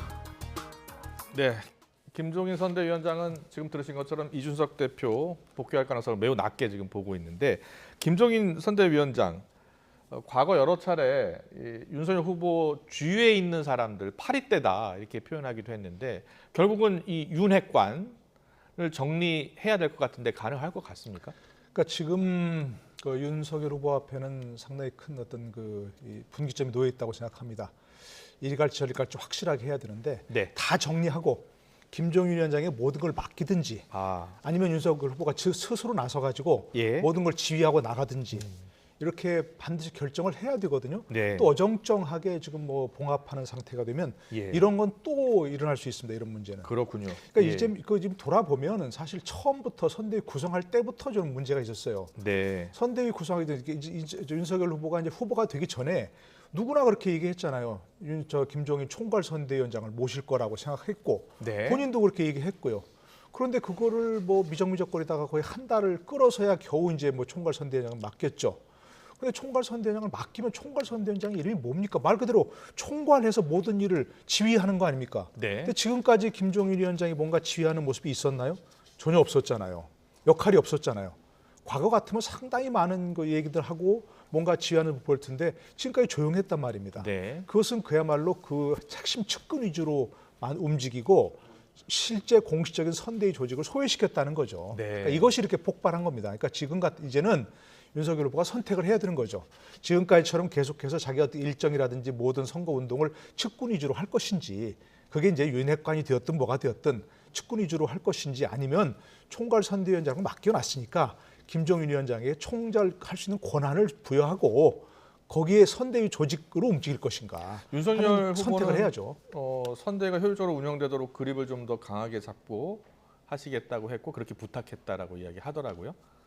그러니까 옛날에는 그런 모습이 보였잖아요. 김종인 위원장이 뭔가 한마디 하시면 그냥 뭐 다른 사람 조용히 하고 이렇게 모든 걸 일사불란하게 움직이는 모습이 있었는데 지금까지 그런 게 없었습니다. 그렇군요. 총괄 선대위원장을 모시긴 모셨는데 뭔가 그 실제 어떤 그 공식적인 조직은 패싱하고 그야말로 패싱하고 측근들 위주로 움직였다 그런 얘기죠. 현재까지는. 사실 이준석 대표가 2030 젊은층 특히 이대남에 큰 지지를 받았잖아요. 그런데 이준석 없는 국민의힘 선대위 앞으로 대선에 77일밖에 남지 않았는데요. 어떤 영향을 받을 것 같습니까? 좀 타격이 클 것 같아요. 타격이 클 것 같습니까? 일단 선대위라는 게 뭐 유권자들에게 그렇게 크게 와닿지는 않아요. 민주당이건 국민의힘이건. 그럼에도 불구하고 워낙 보도량이 많으니까 이게 뭔가 저쪽 집안에 난리가 났구나 그렇게 생각하는 건데 지금 보십시오. 지금 윤석열 후보와 이제 이준석 대표와의 갈등은 사실상 입당할 때부터 윤 후보가 입당할 때부터 나왔던 거 아니에요? 논란이 그때부터 있었고 이번에도 이수정 교수라든지 신지혜 위원장 영입할 때도 뭐 그런 얘기가 있고 말이죠. 그래서 다시 이제 본론으로 돌아가서 이준석 대표는 어쨌든 이대남의 지지를 많이 받고 있고 지난번 4월 7일 날 서울시장 선거 때도 20대 남성들이 오세훈 후보를 많이 지지했거든요. 이준석 대표의 공이 없다고 할 수 없습니다. 지금 이 상태에서 갈등 상황이 노출되는 상황에다가 이준석 대표가 빠진다. 그럼 그건 선거에 있어서 지금 가뜩이나 박빙으로 가고 있는데 그다음 추세 자체가 지금 윤 후보가 자꾸 빠지는 추세예요. 지금 11월 5일 날 후보 선출되고 지금 37일, 38일을 지금 이러고 있는 거예요. 그렇군요. 근데 이 상태에서 이 대표까지 빠진다. 이건 뭐 타격이 전 결정적이다라고 생각합니다. 이준석 대표는 기자들의 질문에 이렇게 얘기했습니다. 당대표로서의 역할은 하겠다. 이렇게 이야기는 했는데 선대위에는 복귀하지 않을 것이라고 선을 한 번 더 그었습니다. 오늘 이준석 대표의 발언을 듣고 더 이야기 나누겠습니다. 홍준표 대표님은 다리가 아프신 것 같아서 제 마음이 참 아픕니다. 그런데 저는 다 아시는 것처럼 제 마음이 아픕니다 요즘. 네. 그리고 또 공교롭게도 저희 당내 여성 언론인 출신 정치인과 갈등이 있어가지고 이 자리에 오는 것이 더 참 특별합니다. 우리 윤석열 후보께서 예전에 잡힌 일정 때문에 참석하지 못하신 것을 굉장히 깊은 양해의 말씀을 저에게 전해달라고 부탁하셨습니다. 언론계의 진정한 성평등 문화가 뿌리낼 수 있도록 최선을 다하겠다고 이렇게 약속을 전해오셨습니다. 이것은 저도 앞으로 윤 후보를 도와서 이런 것들이 저희 당의 방침이 될 수 있도록 노력하겠습니다. 네, 지금 저 자리가 여성기자협회 60주년 기념식이었는데 최근 갈등을 빚은 조순 최고위원도 기자 출신 아니겠습니까? 네. 여기자 출신입니다. 이준석 대표가 답답한 심경 있겠지만 최근에 70여일 앞두고서 선대위를 저렇게 사퇴하는 건 무책임한 것 아니냐 이런 지적이 나오거든요. 노동일 교수님은 어떻게 보셨어요? 그 원조 JP 김종필 전 총리 지금 홍준표 의원도 JP라고 그러더라고요. 네, 준표 형이라고. 예. 원조 JP가 그런 말을 한 게 있어요. 사람은 참을 수 있는 것 끝까지 참아야 한다. 근데 정치인은 참을 수 없는 것도 끝까지 참아야 한다. 그러니까 정치인이라면 보통 사람과 달라야 한다는 거죠. 그렇군요. 정치적 동물이 돼야 하는 겁니다. 예. 자기 마음에 안 드는 것도 좋다고 해야 될 때가 있는 것이고 네. 그렇게 정말 끝까지 어떤 일에 마음에 안 든 거라고 개인적이라면 참아야 할 때가 있는 거죠. 끝까지 참아야 합니다. 끝까지 참았어야 네, 했다? 그렇죠. 예. 마지막까지. 그러니까 이제 아까 근데 저는 그래도 조금 긍정적으로 보는 게 좀 전에 얘기할 때 뭐 힘을 보태서 열심히 하겠다고 했잖아요. 예. 더 이상 안 하겠다 그 얘기는 아니고. 근데 만약에 이제 본인의 어떤 그 여러 가지 이른바 목리로 현재 정권 교체를 바라는 그런 어떤 여론이 정말 싸늘하게 등을 돌린다 그러면 본인에게 책임이 돌아갈 수밖에 없으니까 저는 어떤 식으로든 명분이 좀 주어지면 본인의 역할은 할 거예요. 근데 이제 문제가 뭐냐면 일부에서는 이준석 그 대표가 자기 정치한다고 비판하죠. 그러니까 뭐 저도 마찬가지였습니다. 저도 마찬가지를 하는데 그래서 젊은이들 그 만나는 거리 가서 이제 이준석 대표와 같이 윤석열 후보가 같이 가서 이렇게 얘기하지 않습니까?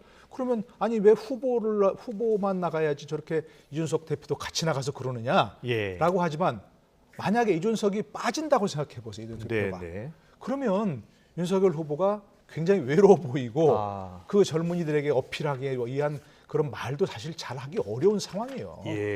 그러니까 어떤 딜레마적인 상황이지만 오히려 윤석열 후보 측에서는 이준석 대표를 설사 이준석 대표가 자기 정치를 하더라도 그걸 활용해서 본인의 어떤 지지를 올릴 수 있는 뭐 그런 방안을 강구해야 되는 거죠. 그게 정치력인 것이고요. 알겠습니다.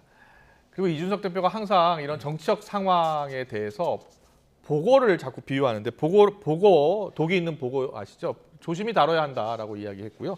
어제도 자신의 SNS에 보고를 믹서기에 그냥 갈아버리는 상황이 됐다. 이러면서 선대위 상황을 비판했습니다. 이런 비판에 대해서 김재원 최고위원이 반박을 했는데 뭐라고 했는지 듣고 오겠습니다.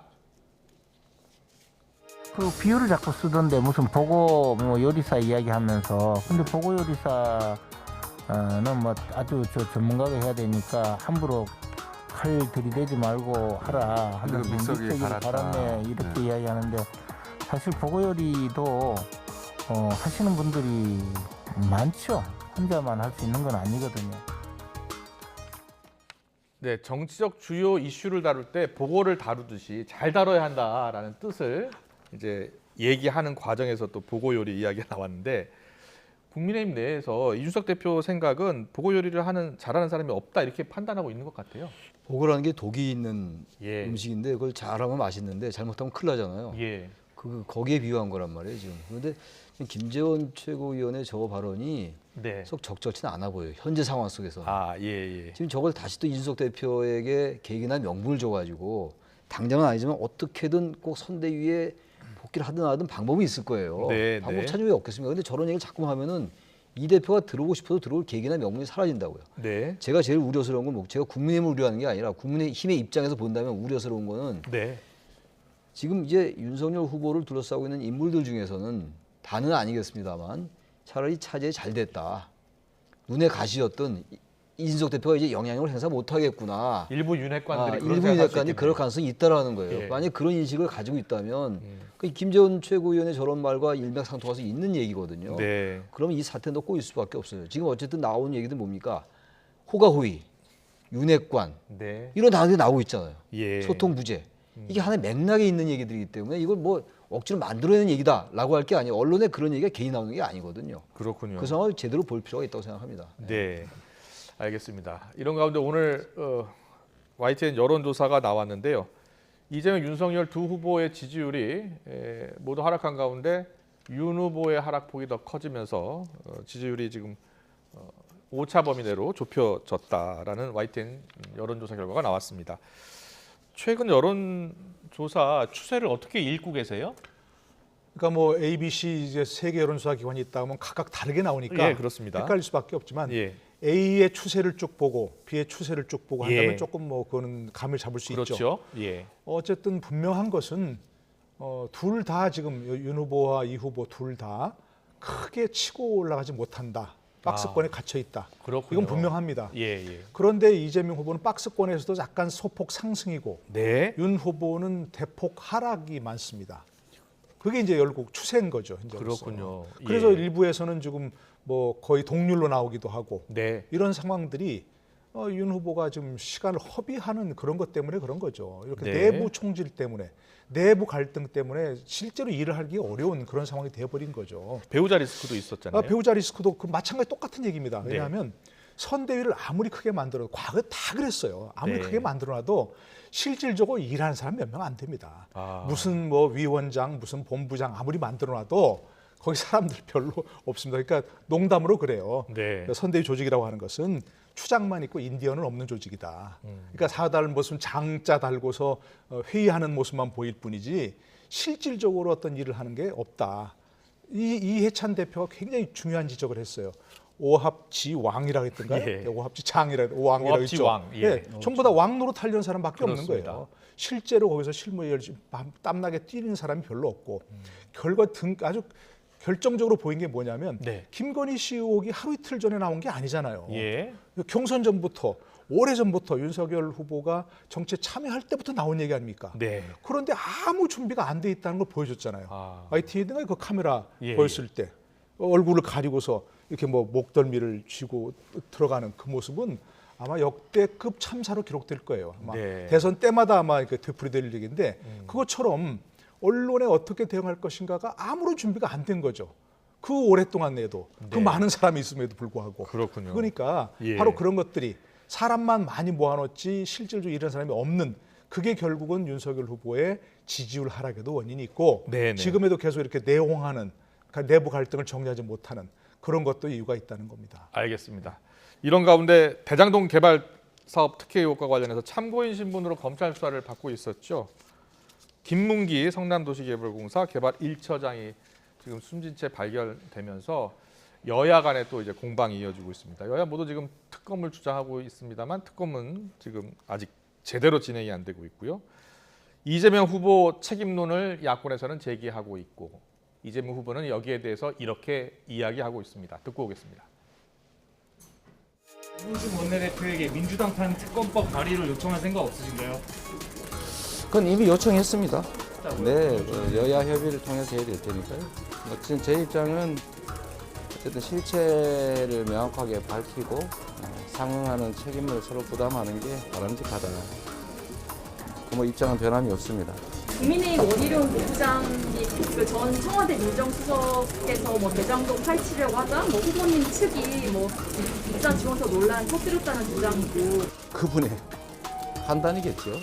그분의 생각 아니겠습니까? 뭐 특별히 언급할 가치를 느끼지 않습니다.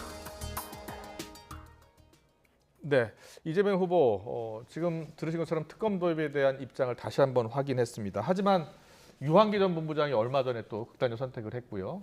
대장동 관련 인물들 가운데 핵심 인물입니다. 화천대유 심사위원으로 참가했었죠. 자, 두 사람의 이딴 극단적 선택, 이재명 후보에게 어떤 영향을 미칠 것 같습니까? 아무래도 부정적으로 갈 수밖에 없을 거예요. 네. 지금 이제 이재명 후보가 뭐 이 사안에 연루돼 있다라고 볼 증거는 없잖아요. 예. 지금 이 핵심, 이 대장동 의혹 사건의 핵심은 이른바 윗선 수사란 말이에요. 네. 그러니까 지금 이 김문기 1처장까지, 개발팀장까지, 이분까지 이렇게 극단적 선택을 하면은 더 이상 윗선 수사할 동력이 거의 상실되는 거 아니겠어요? 예. 근데 이런 부분들이 정치적 부담으로 고소에 남을 수 있어요. 네. 특검은 뭐 어차피 여야가 지금 별 생각이 없는 것 같고 말은 저렇게 하지만 특검이 합의된다 하더라도 또 특검이 개시될 때까지 또 준비 기간이 필요합니다. 네. 거의 30일이 필요하고 어차피 대선 전까지는 뭐 규명될 확률은 거의 제로에 가깝고 유권자들의 각자의 판단으로 들어와서 투표를 하는 수밖에 없어요 이제는. 예. 그야말로 깜깜이 선거입니다. 그렇군요. 예, 꼭 투표 제대로 된 진상 규명 없이 못할 거예요. 지금 나중엔 규명이 언젠가 될 거예요. 반드시 밝혀질 겁니다 아마. 예. 세월이 흐른 다음에. 아무튼 근데 이런 상황 속에서 게다가 특히 지금 오늘 극단을 선택한 이분은 참고인 신분으로 조사를 받는 상황이었어요. 네. 피의자가 아니었단 말이에요. 그러니까 뭔가 어쨌든 굉장한 압박을 받은 것 같긴 하다라는 거고. 네. 오늘 아까 여기 화면에 나온 것처럼 이재명 후보 측에서 무슨 김진국 수석 관련 이렇게 했다는 증거는 없죠. 네. 그건 뭐 지금 이쪽에 국민의힘의 주장이긴 한데 아무튼간에 이 두 사람이 연이어 거의 열흘 간격으로 이렇게 핵심 인물들이 이 극단적 선택을 하고 그렇다면 이건 진짜 밝혀야 된다 여론이 지금 왜냐하면 대장동 사건이 자꾸만 묻히잖아요. 이슈가 계속 나오니까 이슈가 다른 네. 이슈 또 덮고 또 나오고 그러니까 계속 덮입니다만 덮일 수 없다라는 걸 자꾸 뭔가 증언하는 것 같은 느낌이 든단 말이에요. 예. 유권자들에게. 그래서 이 부분은 이재명 후보도 더 적극적으로 나설 필요가 있다. 이 부분을. 그렇군요. 예. 네, 알겠습니다. 잠시만요. 지금 윤석열 후보 지금 전북을 찾았죠. 전북대학교를 방문하고 기자들과 만났습니다. 현장으로 가서 지금 브리핑 내용 잠깐 들어보겠습니다. 저희는 뭐 국방부하고 협의해서 갔는데 거기서 협조 요청을 한 대로 따랐고 그러니까 정전협정이 뭐가 위반되는지 그건 잘 모르겠습니다만 국방부하고 협의해서 요청한 대로 저희가 이렇게 했습니다. 저희 행사, 청년 행사 중에 하신 말씀 중에 자유에 대한 말씀하시면서 국민 시민이나 아니면 목표에 오신 분들 자유의 필요성 자체를 느끼지 못한다 이렇게 말씀하셔서 어떤 취지의 말씀이실지 설명을 좀 해주십시오. 아니 뭐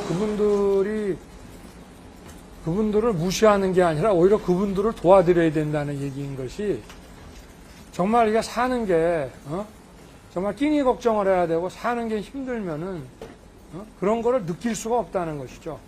그래서 우리가 자유라고 하는 것은 가난한 사람이나 또 이런 공부를 못한 사람이나 간에 다 같이 우리가 자유인들이 서로 연대해서 자유를 느끼게 하려면은 그분들에게 조금 더 나은 경제 여건이 보장되도록 하고 또 그분들이 더 교육을 받을 수 있도록 해서 자유의 소중함을 더 느끼게 해줘야 되는 것이고 너무 사는 게 힘들면은 자유가 뭔지 느낄 수 있겠습니까?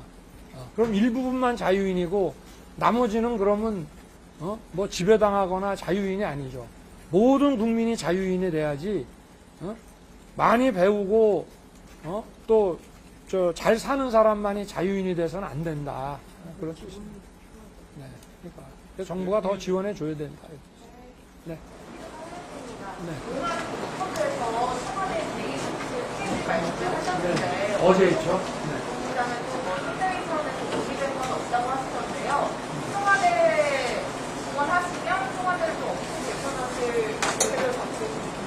어제 제가 동아일보 인터뷰에서 또 그 전에도 뭐 몇 차례 걸쳐서 말씀을 드렸습니다만은 하여튼 제2부속실은 불필요하다고 늘 오래전부터 생각해 왔고 그리고 지금 청와대가 일단 인력이 너무 많은 것 같습니다.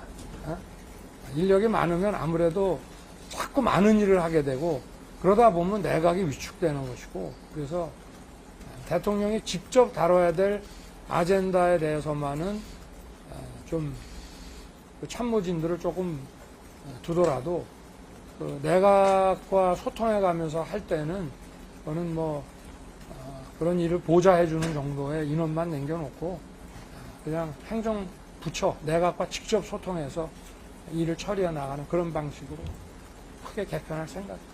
네. 네. 연합뉴스 TV의 서현석입니다. 네. 오늘 이재명 열사 추모하는데 어려움이 좀 있으셨던 것 같아요. 어떻게 보셨어요? 글쎄 비석은 그래서 제가 참배를 못했고요. 또 뭐 반대하시는 분들이 물리적으로 그렇게 또 맡고 있는데 그거를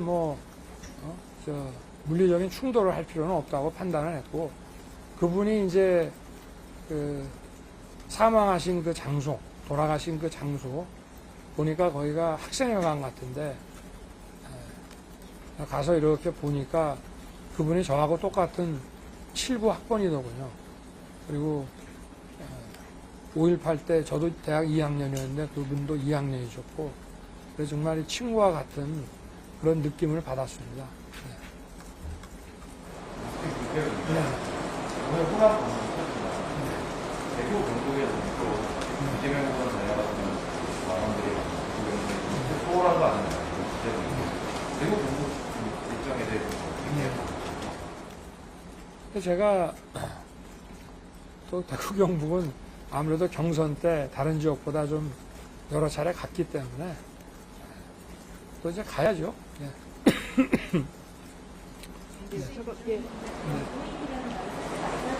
네.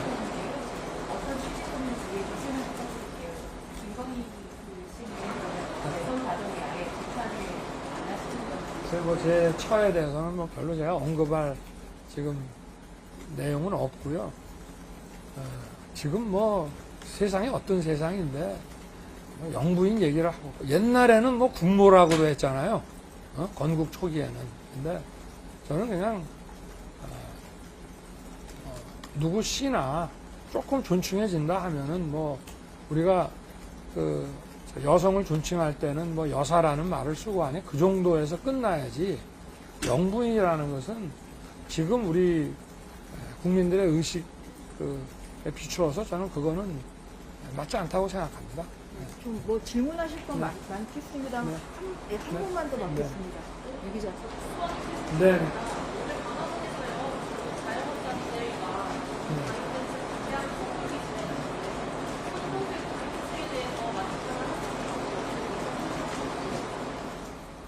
정말 못 살겠다는 마음에서 다들 나오신 게 아니겠습니까? 그리고 방역이라고 하는 것도 자영업자한테만 일방적으로 저렇게 하고, 예를 들면 백화점이나 대형마트는 또 괜찮은데 식당은 안 되고 이런 것들에 대한 불만도 있고, 그러니까 자영업자들을 만나보면 정부의 그 거리두기 방역 정책이 공정하지 않다 하는 얘기도 많이 하십니다. 그러니까 과학적이지 않다. 이게 무슨 방역이 되느냐. 이게 소위 이제 격리 정책인데, 크게 봤을 때는 이게 비과학적이다라는 얘기도 하시고, 그리고 공정하지 않다는 얘기를 많이 하십니다. 그러니까 그리고 정말 그분들은 거의 낭떠러지로 왔습니다. 대출도 많고, 그래서 신용등급도 떨어지고, 그리고 원리금을 갚을 정도의 매출도 이루어지지 않고, 또다시 정부가 위드 코로나를 했으면은 거기에 대해 제대로 좀 준비를 해가지고 의료시설이라든가 의료진이라든지 또 늘상 한 10,000명 정도의 확진자와 함께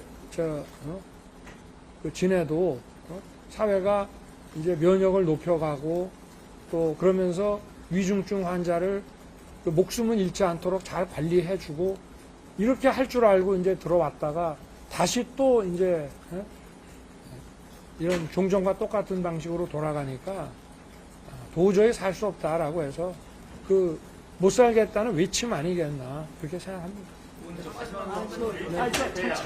잠시만요. 저기 좀 질문하실 건 많겠습니다. 시간이 지금 사실은 가야 되는데. 예, 그냥 오늘 네. 하나만 그래. 하나만 받겠습니다. 이준석 대표의 사태로 이번 사태가 일단락됐다 이렇게 표현을 했는데요. 국민의힘에서 후보님께서도 이준석 대표가 선대위 복귀할 가능성이 없다고 보고 계신가요? 글쎄 본인이 그렇게 이미 어제부터 얘기를 했는데, 정치인으로서 그 결정을 번복하기는 저는 쉽지 않을 거라고 보고, 아마 우리 김종인 총괄위원장께서 제게도 이 일은 나한테 좀 전적으로 맡겨달라. 저도 그리고 여기 후보가 직접 이 일에 관여하는 게 바람직하지 않다. 그래서 알겠습니다 하고 그렇게 했는데 그 김종인 위원장님도 많이 만류를 하셨습니다. 네. 그리고 저도 우리 조수진 단장한테 깊이 사과를 하고 좀 설득을 잘 하라고 했고 직접은 이제 하지 말라 그래서 저보고도 그래서 그런데 어찌됐든 지금 당장 뭘 어떻게 하는 것보다 조금 우리 이준석 대표께도 시간이 좀 필요한 것 같고 그렇게 해서 어찌됐든 가장 중요한 당무가 또 선거 때는 선거 아니겠습니까? 대표로서 가장 중요한 당무를 잘 또 처리할 수 있도록 다들 같이 또 힘을 합쳐가지고 이렇게 해야 될 거라고 저는 생각하고 있습니다. 마치겠습니다. 너무 제가 아까 선대위 때도 말씀을 드렸고요.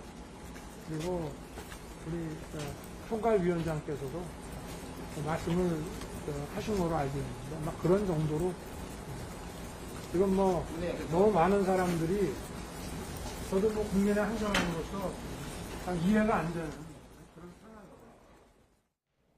네, 윤석열 후보 지금 전북을 호남 1박 2일 일정으로 전북을 지금 방문을 했습니다. 오늘 첫날이어서 전북을 찾았는데 기자들의 현안 질문에 답했는데요. 이준석 대표 복귀 가능성을 묻는 질문에 이준석 대표 정치인으로서 한번 이야기했기 때문에 선대위 복귀 관련해서 결정을 번복할 수는 없을 것이다 이렇게 이야기했고 여러 차례 김종인 위원장도 만류한 것으로 알고 있다 이런 이야기를 했습니다. 간단하게 노동현 교수님, 선대위와 관련해서 윤석열 후보가 김종인 위원장에 거의 정권을 준 것 같은데요? 아니 그러니까 처음에 총괄 선대위원장으로 모실 때부터 총괄이란 이름이 뭡니까? 붙었으면 총괄 하시도록 했어야 되는 거죠. 아까 말씀드린 대로 지금까지는 총괄 선대위원장을 완전히 패싱하고 그야말로 측근 중심으로 움직였다는 거기에 이제 문제의 핵심 원인이 있는 거죠. 그 측근들을 뭐 윤핵관이라고 부르든 뭐를 부르든 그건 좀 다른 얘기고. 그러니까 지금 처음 뭐 다시 원점으로 돌아가는 거죠. 그러니까 지금 뭐 이런 일 다 맡겨달라. 처음 했을 때 처음부터 다 맡겨서 김종인 위원장이 모든 걸 총괄하게 했다면 이런 사단이 벌어져라도 본인에게까지 부담이 들어오지 않는 거죠. 그러니까 지금부터라도 정확하게 선대위를 구성하고 총괄 선대위원장을 모셨으면 그분이 총괄할 수 있도록 그분에게 맡기는 게 가장 바람직한 거죠. 어떻게 들으셨어요? 전 윤석열 후보가 어떻게든 정치력을 발휘해야 됩니다. 저게 정치예요. 지금 이 갈등이 지금 나타난 거란 말이에요. 누구의 잘잘못을 따지는 건 의미가 없어요. 이기더라도 후보가 이기는 거고 책임져도 후보가 지는 것이기 때문에 후보가 어떤 형태로든 간에 리더십을 발휘해야 돼요. 그게 뭐 김종인 위원장한테 다 맡기든 아니면 자신이 장을 하든 그건 윤 후보의 몫이고 어쨌든 정치력과 리더십을 이번에 발휘하지 않으면 큰 어려움이 있을 수 있다. 알겠습니다. 오늘 정치권 주요 현안 분석 여기까지 듣겠습니다. 최창렬 용인대 교수님, 노동일 경희대 교수님 두 분 모시고 이야기 들어봤습니다. 잘 들었습니다. 감사합니다. 고맙습니다.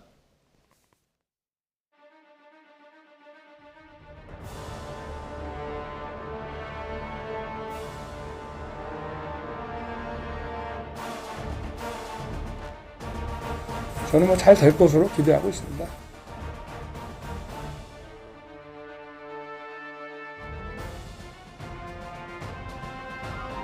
지금 조수진 국무단장이나 권성동 총장이 뵙겠다고 이제 대표실 와 있는 관심 없습니다. 추후 윤석열 후보가 뵙자고 해도 만나실 생각은 없고 가정법으로 하세요. 가정법으로 얘기해서 하겠습니다. 선대위 앞에 안 오실 거고 어디 가세요? 어디 가세요? 이방에 TV가 없어가지고 기다리는 못 가고요. 저는 단 한 번도 자리에 욕심을 낸 적도 없고요. 어떤 자리를 요구한 적이 없다는 말씀 정도 드리겠습니다. 아니, 우리 대표님을 좀 모셔주시면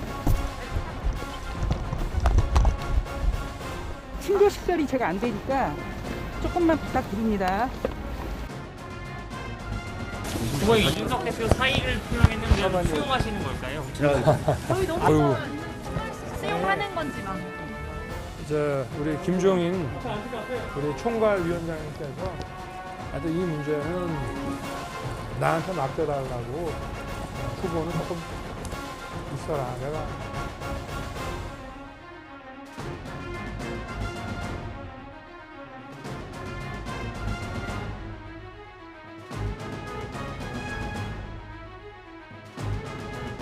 그 사람 성격으로 와가지고서 뭐 설득한다고 쉽게 돌아오거나 그러진 않을 거라고 생각합니다. 김종인 위원장께서 총괄 선대위원장으로서 좀 그립을 더 좀 강하게 잡고 좀 하시겠다고 하고. 한국 대표랑은 만나신 거예요?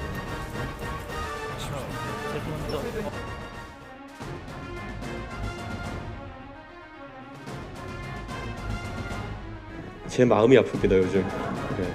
그리고 또 공교롭게도 저희 당내 여성 언론인 출신 정치인과 갈등이 있어가지고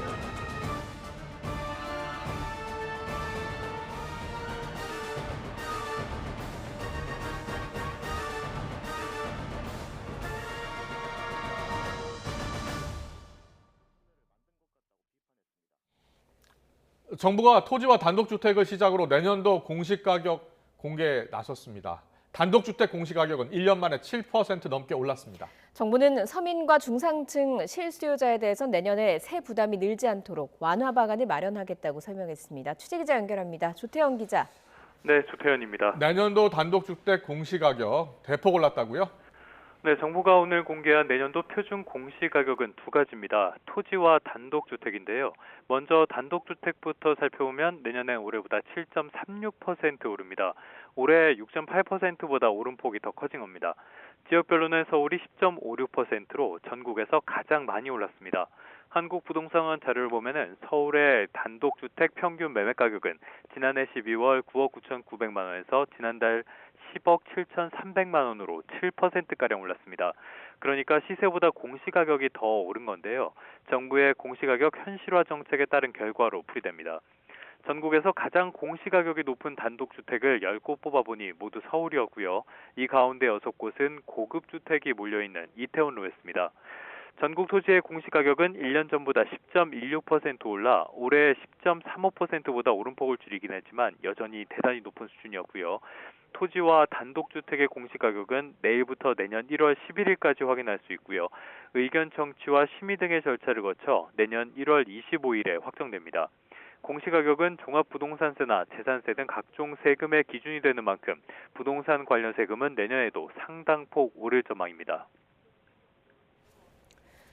네, 정부는 공시가격 상승과 별개로 1가구 1주택자의 부담은 줄인다는 방침이라고요. 네, 이 정부는 말도 많고 탈도 많은 공시가격 현실화 계획을 예정대로 추진한다는 방침입니다. 다만 실수요자의 세금 부담이 늘어나지 않도록 보완책을 마련하고 있습니다. 홍남기 부총리 겸 기획재정부 장관이 오늘 오전에 한 발언이 있는데요. 잠시 한번 들어보시죠. 보유세 사안의 경우 1주택 보유 서민 중산층의 세부담을 일정 부분 완화해주는 보완책을 검토해오고 있다는 점을 말씀드립니다. 구체적으로는 내년도 재산세를 책정할 때 내년이 아닌 올해의 공시가격을 활용하거나 고령자의 종합부동산세 납부를 유예해주고 건강보험료를 물릴 때 공제금액을 확대하는 방안 등이 거론됩니다. 정부는 부담을 줄일 대상과 경감 수준, 효과 등을 검토해 내년 3월 관련 내용을 발표할 예정입니다. 집값이 워낙 단기간에 빠르게 올라 다주택자뿐만 아니라 1주택 실수요자의 부담도 커질 수밖에 없고 내년 3월 대선을 앞두고 여당을 중심으로 부담 완화를 요구하는 목소리가 커졌기 때문으로 풀이됩니다. 다만 다주택자들의 양도세 부담을 한시적으로 완화해주자는 여당의 요구에 대해선 정책의 일관성 문제 등을 이유로 수용하기 어렵다는 입장을 다시 한번 확인했습니다. 지금까지 경제부에서 YTN 조태현입니다. 생후 20개월 의붓 딸을 학대해 숨지게 한 20대 양아버지가 1심에서 징역 30년을 선고받았습니다. 하지만 법원은 검찰의 성충동 약물치료와 신상공개 명령 청구는 기각했습니다. 취재기자 연결합니다. 이상공 기자. 네, 대전입니다. 의붓 딸을 학대해 살해한 양아버지에게 유기징역형이 선고됐다고요? 네, 대전지방법원은 오늘 오후에 진행된 선고 공판에서 29살 양모 씨에게 징역 30년을 선고했습니다. 또 아동학대 치료 프로그램 200시간 이수와 위치 추적 전자장치 부착 20년을 명령하고 10년 동안 아동 청소년 관련 기관 등에 취업하지 못하도록 제한했는데요. 하지만 검찰이 청구한 신상공개 명령과 화학적 거세로 불리는 성충동 약물 치료는 기각했습니다. 양 씨는 지난 6월 20개월 된 의붓딸을 주먹과 발로 수십 차례 때려 숨지게 한 혐의로 재판에 넘겨졌는데요. 첫 재판에서는 아기를 성폭행한 사실도 인정했습니다.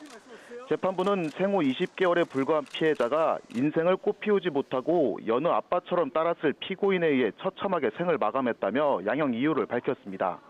그러면서 피고인의 범행은 차마 입에 담기조차 어렵고 사회 곳곳에 있을 유사범행을 고려하면 엄중한 책임을 물어야 한다고 덧붙였습니다. 하지만 살해 의도를 갖고 치밀하게 범행한 정황이 없고 어렸을 때 부모의 음주학대에 노출되는 등 불우한 유년기를 보낸 점과 잘못을 깊이 뉘우치고 있는 점 등이 참작됐다고 말했습니다. 또 양 씨의 정신감정 결과 성독차증에 대한 정신병력 증상이 보이지 않고 위치 추적 전자장치 부착 처분 등을 고려할 때 별도 치료명령 요건을 갖췄다고 보기 어렵다고 설명했습니다. 숨진 딸의 시신을 양 씨와 함께 아이스박스에 숨겨온 친어머니 정모 씨에게는 징역 1년 6개월을 선고했습니다. 또 40시간 아동학대 치료 프로그램 이수와 아동 관련 기관 취업 제한 5년을 명령했는데요. 앞선 재판에서 검찰은 양 씨에게 사형을, 친어머니 정 씨에게는 징역 5년을 구형했습니다. 하지만 재판 결과 예상보다 낮은 형량이 선고되면서 법정에서는 탄식과 울음소리가 터져나왔는데요. 재판을 지켜본 시민단체는 양 씨의 신상 공개 요구에 20만 명 넘는 국민이 동의해 청와대가 답변할 정도로 국민적 공분을 일으킨 사건이어서 최소 무기징역을 기대했다며 울분을 터뜨렸습니다. 또 작은 아이를 살해하고 입에 담을 수 없는 짓을 저질렀는데 치밀한 의도가 없어 감형됐다는 것이 이해되지 않는다며 정인이 사건 양모가 항소심에서 감형을 받은 것에 이어 나쁜 선례를 만든 것 같다고 비판했습니다. 지금까지 대전에서 YTN 이상곤입니다.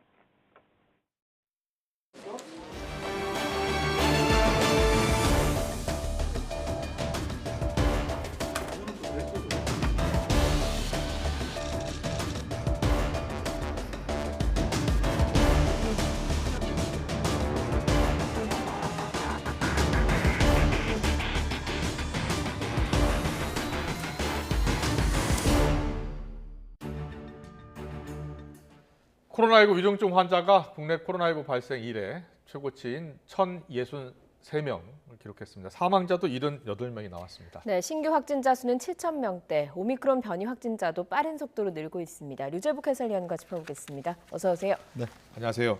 오늘 신규 확진자 수가 7,456명, 휴일 효과가 사라진 날 나오는 수치여서 상당히 관심 있게 봤는데 확산세가 다소 꺾인 것 아니냐 이런 조심스러운 분석도 나오는데 어떻게 보세요? 아직 그렇게 얘기하기는 좀 어렵고요.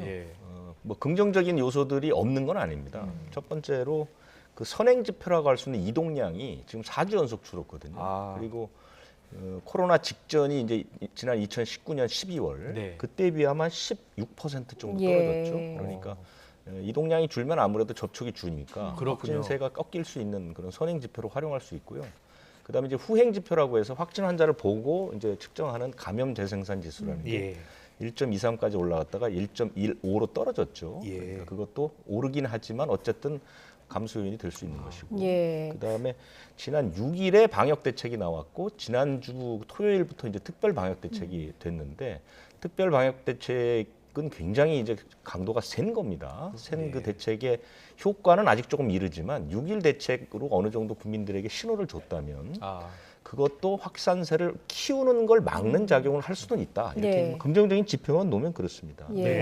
우리나라는 아직까지 오미크론의 발생 비율이 새로 확진된 사람들의 변이 바이러스를 검사했을 때 아직도 델타가 한 98%고 오미크론이 한 2%가 안 됩니다. 그러니까 다른 나라에 비해서 아직 오미크론의 영향도 좀 적다. 이게 이제 긍정적 요소인데 이런 요소들이 과연 내일, 모레 이렇게 이어질지는 봐야 된다고. 네, 조금 더 지켜봐야 할 것 같습니다만 위중증 환자 수는 역대 최다를 기록을 했습니다. 뭐 1, 2주 전에 확진자 수가 지금의 위중증 환자 수다 이런 이야기가 있더라고요. 그렇죠. 지금 이제 전체적인 흐름은 확진 환자가 나오면 그로부터 일주일에서 열흘 후에 그 환자에 따른 위중증으로 이제 옮겨가는 것이고 위중증으로 가서 열흘이나 뭐 이쯤 되면 다시 이게 사망이 이르거든요. 그러니까 지금 나오는 위중증이나 사망자는 우리가 막 5,000명, 7,000명 이때 이제 상황이란 말입니다. 그렇기 때문에 위중증이나 사망자는 뭐 당분간은 계속해서 이 정도 숫자로 늘어날 것 같고요. 제일 걱정인 것은 위중증이나 사망자가 많게 되면 그만큼 이제 의료 역량에 예. 직접적인 타격을 주게 되기 때문에 사실은 그 지난주 토요일부터 발효된 그 저는 이제 3중 빗장이라고 부르는 특단의 대책, 이 예. 대책이 효과를 발휘해야만 우리가 오늘 이제 발표한 그 1월까지의 병상 확보 이 계획에 시간을 좀 벌어줘야 되는 거거든요. 네. 그래서 확산세가 지금처럼 계속해서 7,000명 이상씩 나가게 되면 병상을 확보하는 데 있어서 중증 병상이나 이런 그 병상들은 최소한 3주 이상 걸립니다. 예. 그래서 이제 10,000개 정도를 늘린다고 했는데 이 중에 중증 병상은 1월 중순이나 돼야 이제 확보가 되는 거거든요. 그때까지는 확산세가 좀 어느 정도 잡아줘야 되는데 그렇군요. 예. 위중증이나 사망자는 상당히 걱정스러운 부분이죠. 위중증 사망자, 위중증 환자 수 1,063명, 사망자가 하루 78명. 최근 일주일간 발생한 사망자 수가 450명. 네. 사망자 수가 너무 급격히 늘고 있는 건 아닙니까? 그러니까 단계적 일상 회복을 지난달 1일부터 하면서 방역 당국이 가장 그 저지른 큰 실수가 바로 이 중증 화율을 예측을 잘못했다는 거죠. 예. 중증 화율이라는 게 위중증과 사망에 이르는 비율을 얘기하는데요. 네. 그때 방역 당국에서 1.5%로 예상을 하고 이에 맞춰서 병상을 준비하겠다 이렇게 그랬군요. 얘기했거든요. 예. 병상이 늘어나는 것은 아니고 계속해서 늘었습니다. 행정명령을 이미 뭐 7, 8차례 내려서 예. 확보를 해오고 있는데 그 중증 화율이 예상과 달리 2.6%까지 올라간 거죠. 그러니까 위중증하고 사망자가 방역 당국이 관리할 수 있는 범위 밖으로 늘어나 버린 겁니다. 예. 지금 이래서 모든 문제들이 계속해서 발생하고 있는 거거든요. 예. 그런데 문제는 앞으로 상당 기간 동안 이 위중증 환자나 사망자의 수는 크게 줄 것 같지는 않습니다. 왜냐하면 사망자가 오늘까지만 해도 7,000명이 나오니까 앞으로 열흘에서 20일 사이는 계속해서 위중증과 사망자 수가 7,000명 단위에서 나온다는 것이죠. 그렇기 때문에 사실은 이제 병상이나 이런 의료 역량들이 상당히 압박을 받을 가능성이 있는 것이죠. 예. 그래서 정부가 국립의료원을 일부 공공의료원 같은 곳들을 좀 전담병원으로 바꾸고 병상 확보를 10,000개까지 하겠다 이렇게 하면서 말씀하신 대로 좀 시간을 벌려고 하는 그런 모습을 보이고는 있거든요. 네. 그런데 이거 과거에도 좀 시행을 했었잖아요. 지금은 이제 한계치가 오니까 일반 진료를 생각할 여유가 없는 거죠. 그래서 가능한 병상들을 전부 이제 그 코로나19 환자를 치료하는 데 쓰겠다는 것이죠. 그런데 다른 병상보다도 이제 가장 심각한 것이 중증 환자용 병상이거든요. 예. 중증 환자용 병상은 에크모라고 해서 피를 모두 빼내서 산화시켜서 다시 몸에 넣어주는 이런 예. 장치, 산소호흡기 같은 이런 아주 그 고도의 정밀을 요하는 네네. 이런 장치들이 갖춰지지 않으면 환자를 돌볼 수가 없습니다. 그렇기 때문에 이런 것들을 만들기도 어렵고 유지하는데 또 일반 환자를 보는 것보다 의료 인력이 4배 이상 들어가야 되거든요. 그렇기 때문에 이제 압박을 굉장히 많이 받는 건데 예. 어쨌든 네. 지금은 코로나19 상황이 워낙 좋지 않기 때문에 일반 진료는 뒤로 좀 미루고 일단 코로나19에 좀 집중하는 모습을 보이는 게 맞는데 문제는 지난주 토요일부터 시작된 특단의 대책이 효과를 빨리 봐서 네. 환자 수를 어느 정도 억제해 주면서 시간을 좀 벌어줘야 됩니다. 예. 네네. 그래서 그리고 1월 중순쯤부터 이제 중환자 병상이나 전체적인 병상이 막 생기기 시작하면 조금 이제 의료 부담을 덜어주는 방향으로 가야 되는데 네. 성공할지 여부는 좀 지켜봐야 될 것 같아요. 그렇군요. 일단 뭐 중증화율 예측을 잘못하는 바람에 지금 병상 부족이 나오고 사망자 수도 크게 늘었다라고 이야기해 주셨는데 오미크론 변이 바이러스 미국 같은 경우에는 벌써 우세종이 됐더라고요. 우리나라는 지금 현재 2% 정도라고 하셨죠? 그렇습니다. 근데 유럽도 보고 남아프리카 공화국도 보고 하면 오미크론 변이가 우세종이 되는데 많은 시간이 걸리지 않더라고요. 그렇죠. 지금 그 미국은 첫 번째 오미크론 변이 확인이 우리보다 이틀 늦었죠. 늦었습니다. 그런데도 불구하고 벌써 이제 우세종 선언을 예. 했죠. 왜냐하면 미국은 지금 보면 그 새로 생기는 확진 환자 가운데 73%가 오미크론 변이가 이미 잡혀 있고요. 영국이나 아일랜드는 69% 정도 나오고요. 예. 되게 이런 식으로 나오거든요. 그러니까 이 바이러스라는 것은 변이가 생겨서 우세한 놈이 나오면 그 전에 있었던 모든 바이러스는 다 사멸해 버립니다. 없어져 버리는 거죠. 이제 오미크론이 이렇게 우세종이 되면 지금 우리가 지금까지 생각했던 제일 가장 강했던 델타 변이 바이러스보다도 더 세진다는 거거든요. 그렇게 되면 우리나라도 전체적인 흐름을 볼 때 우리가 지금 꾹꾹 막고는 있지만 네.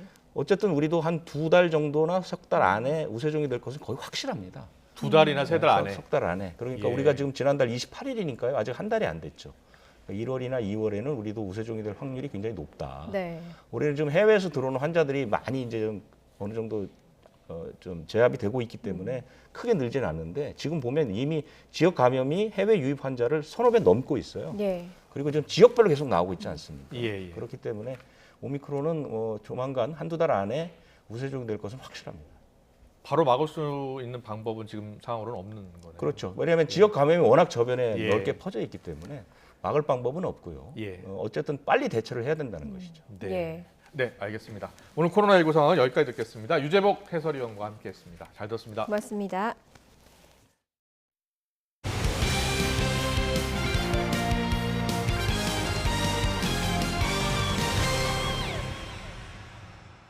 네, 쇼트트랙 심석희 선수가 징계를 받았죠. 당시 코치와 주고받은 메시지가 뒤늦게 유출됐기 때문인데요. 이 사적인 대화를 처벌할 수 있는지 법적 판단을 받을 것으로 보이는데 베이징 올림픽 전망이 밝지는 않습니다. 조은지 기자입니다. 지난 5월 심석희는 국가대표 선발전 1위로 2년 만에 다시 태극마크를 달고 세 번째 올림픽 기대감을 감추지 않았습니다. 세 번을 가본 적이 없어서 모르겠다고 했는데 이제야 조금 실감이 나는 것 같고 생각보다 더 기쁜 것 같습니다. 하지만 시즌을 코앞에 둔 지난 10월 평창올림픽 당시 주고받았던 부적절한 메시지가 무더기로 공개되면서 쫓기듯 선수촌을 나왔고 올 시즌 4차례 월드컵에도 모두 빠졌습니다. 그리고 2달 반, 징계 수위를 정하는 자리에서 심석희는 반성과 사과, 괴로운 심경은 물론 올림픽 간절함을 호소했습니다. 또 사적인 개인 간의 대화가 조재범 전 코치의 안갚음 차원의 폭로로 공개된 건데 처벌할 수 있나? 월드컵을 빠진 것도 일종의 징계라는 주장도 편걸로 전해졌습니다. 실제 상벌위원끼리도 격론을 벌였지만 민사나 징계 사건에서 위법 수집 증거를 크게 배제하지 않는 점, 또 올림픽 기간 국가대표 지도자와 선수의 대화가 사적인 거냐는 점에서 자격정지 2개월 징계를 내렸습니다. 그 사적인 공간을 처벌할 수 있느냐, 그 불법적인 증거로 쓸 수 있느냐 이런 문제가 있었는데 또 다른 선수를 비하하고 했던 부분에 대해서 인정을 했다고 나와 있습니다. 심석희 측은 체육회 재심 요청과 동시에 법원에 징계 효력정지 가처분 신청까지 투트랙으로 진행할 걸로 보입니다. 다만 법원에서 심석희 손을 들어준다고 해도 올림픽 명단은 빙상연맹 경기력 향상위원회에서 검토하기 때문에 꼭 베이징 막차를 탄다는 보장이 없습니다. 실전 감각이 크게 떨어진 데다 욕설 피해 당사자인 최민정, 김아랑 등과 원팀이 될 수 있을지 비관적입니다. 진천 선수촌에서 훈련 중인 쇼트랙 여자팀은 최민정을 중심으로 필승 전략을 꾸릴 걸로 보입니다. 심석희가 징계로, 김지우가 발목 골절로 이탈하면서 개주 멤버였던 이유빈과 김아랑이 개인전에 나설 가능성이 커졌고 선발전 7위 박지윤까지 기회가 생겼습니다. 심석희 변수는 올림픽 엔트리 제출 마감일인 내년 1월 23일까지 길어질 분위기입니다. YTN 조은지입니다. 내일도 오늘과 비슷한 날씨가 이어지겠습니다. 아침에는 기온이 영하권으로 내려가 쌀쌀하겠지만 한낮에는 서울 기온이 7도까지 올라서 큰 추위 없겠는데요. 다만 일교차가 큰 만큼 옷차림에는 주의하셔야겠습니다. 내일도 전국이 대체로 맑겠지만 오후부터 구름량이 서서히 늘겠고요. 동해안을 중심으로는 대기도 무척이나 건조하겠습니다. 내일 아침 기온은 오늘과 비슷해 쌀쌀하겠습니다. 내일 서울의 아침 기온은 영하 2도, 부산은 5도 선으로 출발하겠고요. 낮 기온은 아침보다 10도가량 올라서 비교적 포근하겠습니다. 서울의 한낮 기온이 7도 선을 보이겠고요. 부산도 14도 선까지 크게 오르겠습니다. 금요일 오후부터는 날씨가 급격히 추워지겠고요. 성탄절인 주말에는 서울의 아침 기온이 영하 14도 선까지 뚝 떨어질 전망입니다. 지금까지 날씨 정보였습니다. 이어서 저녁 종합 뉴스 이브닝 뉴스가 방송됩니다. 시청해주신 여러분 고맙습니다.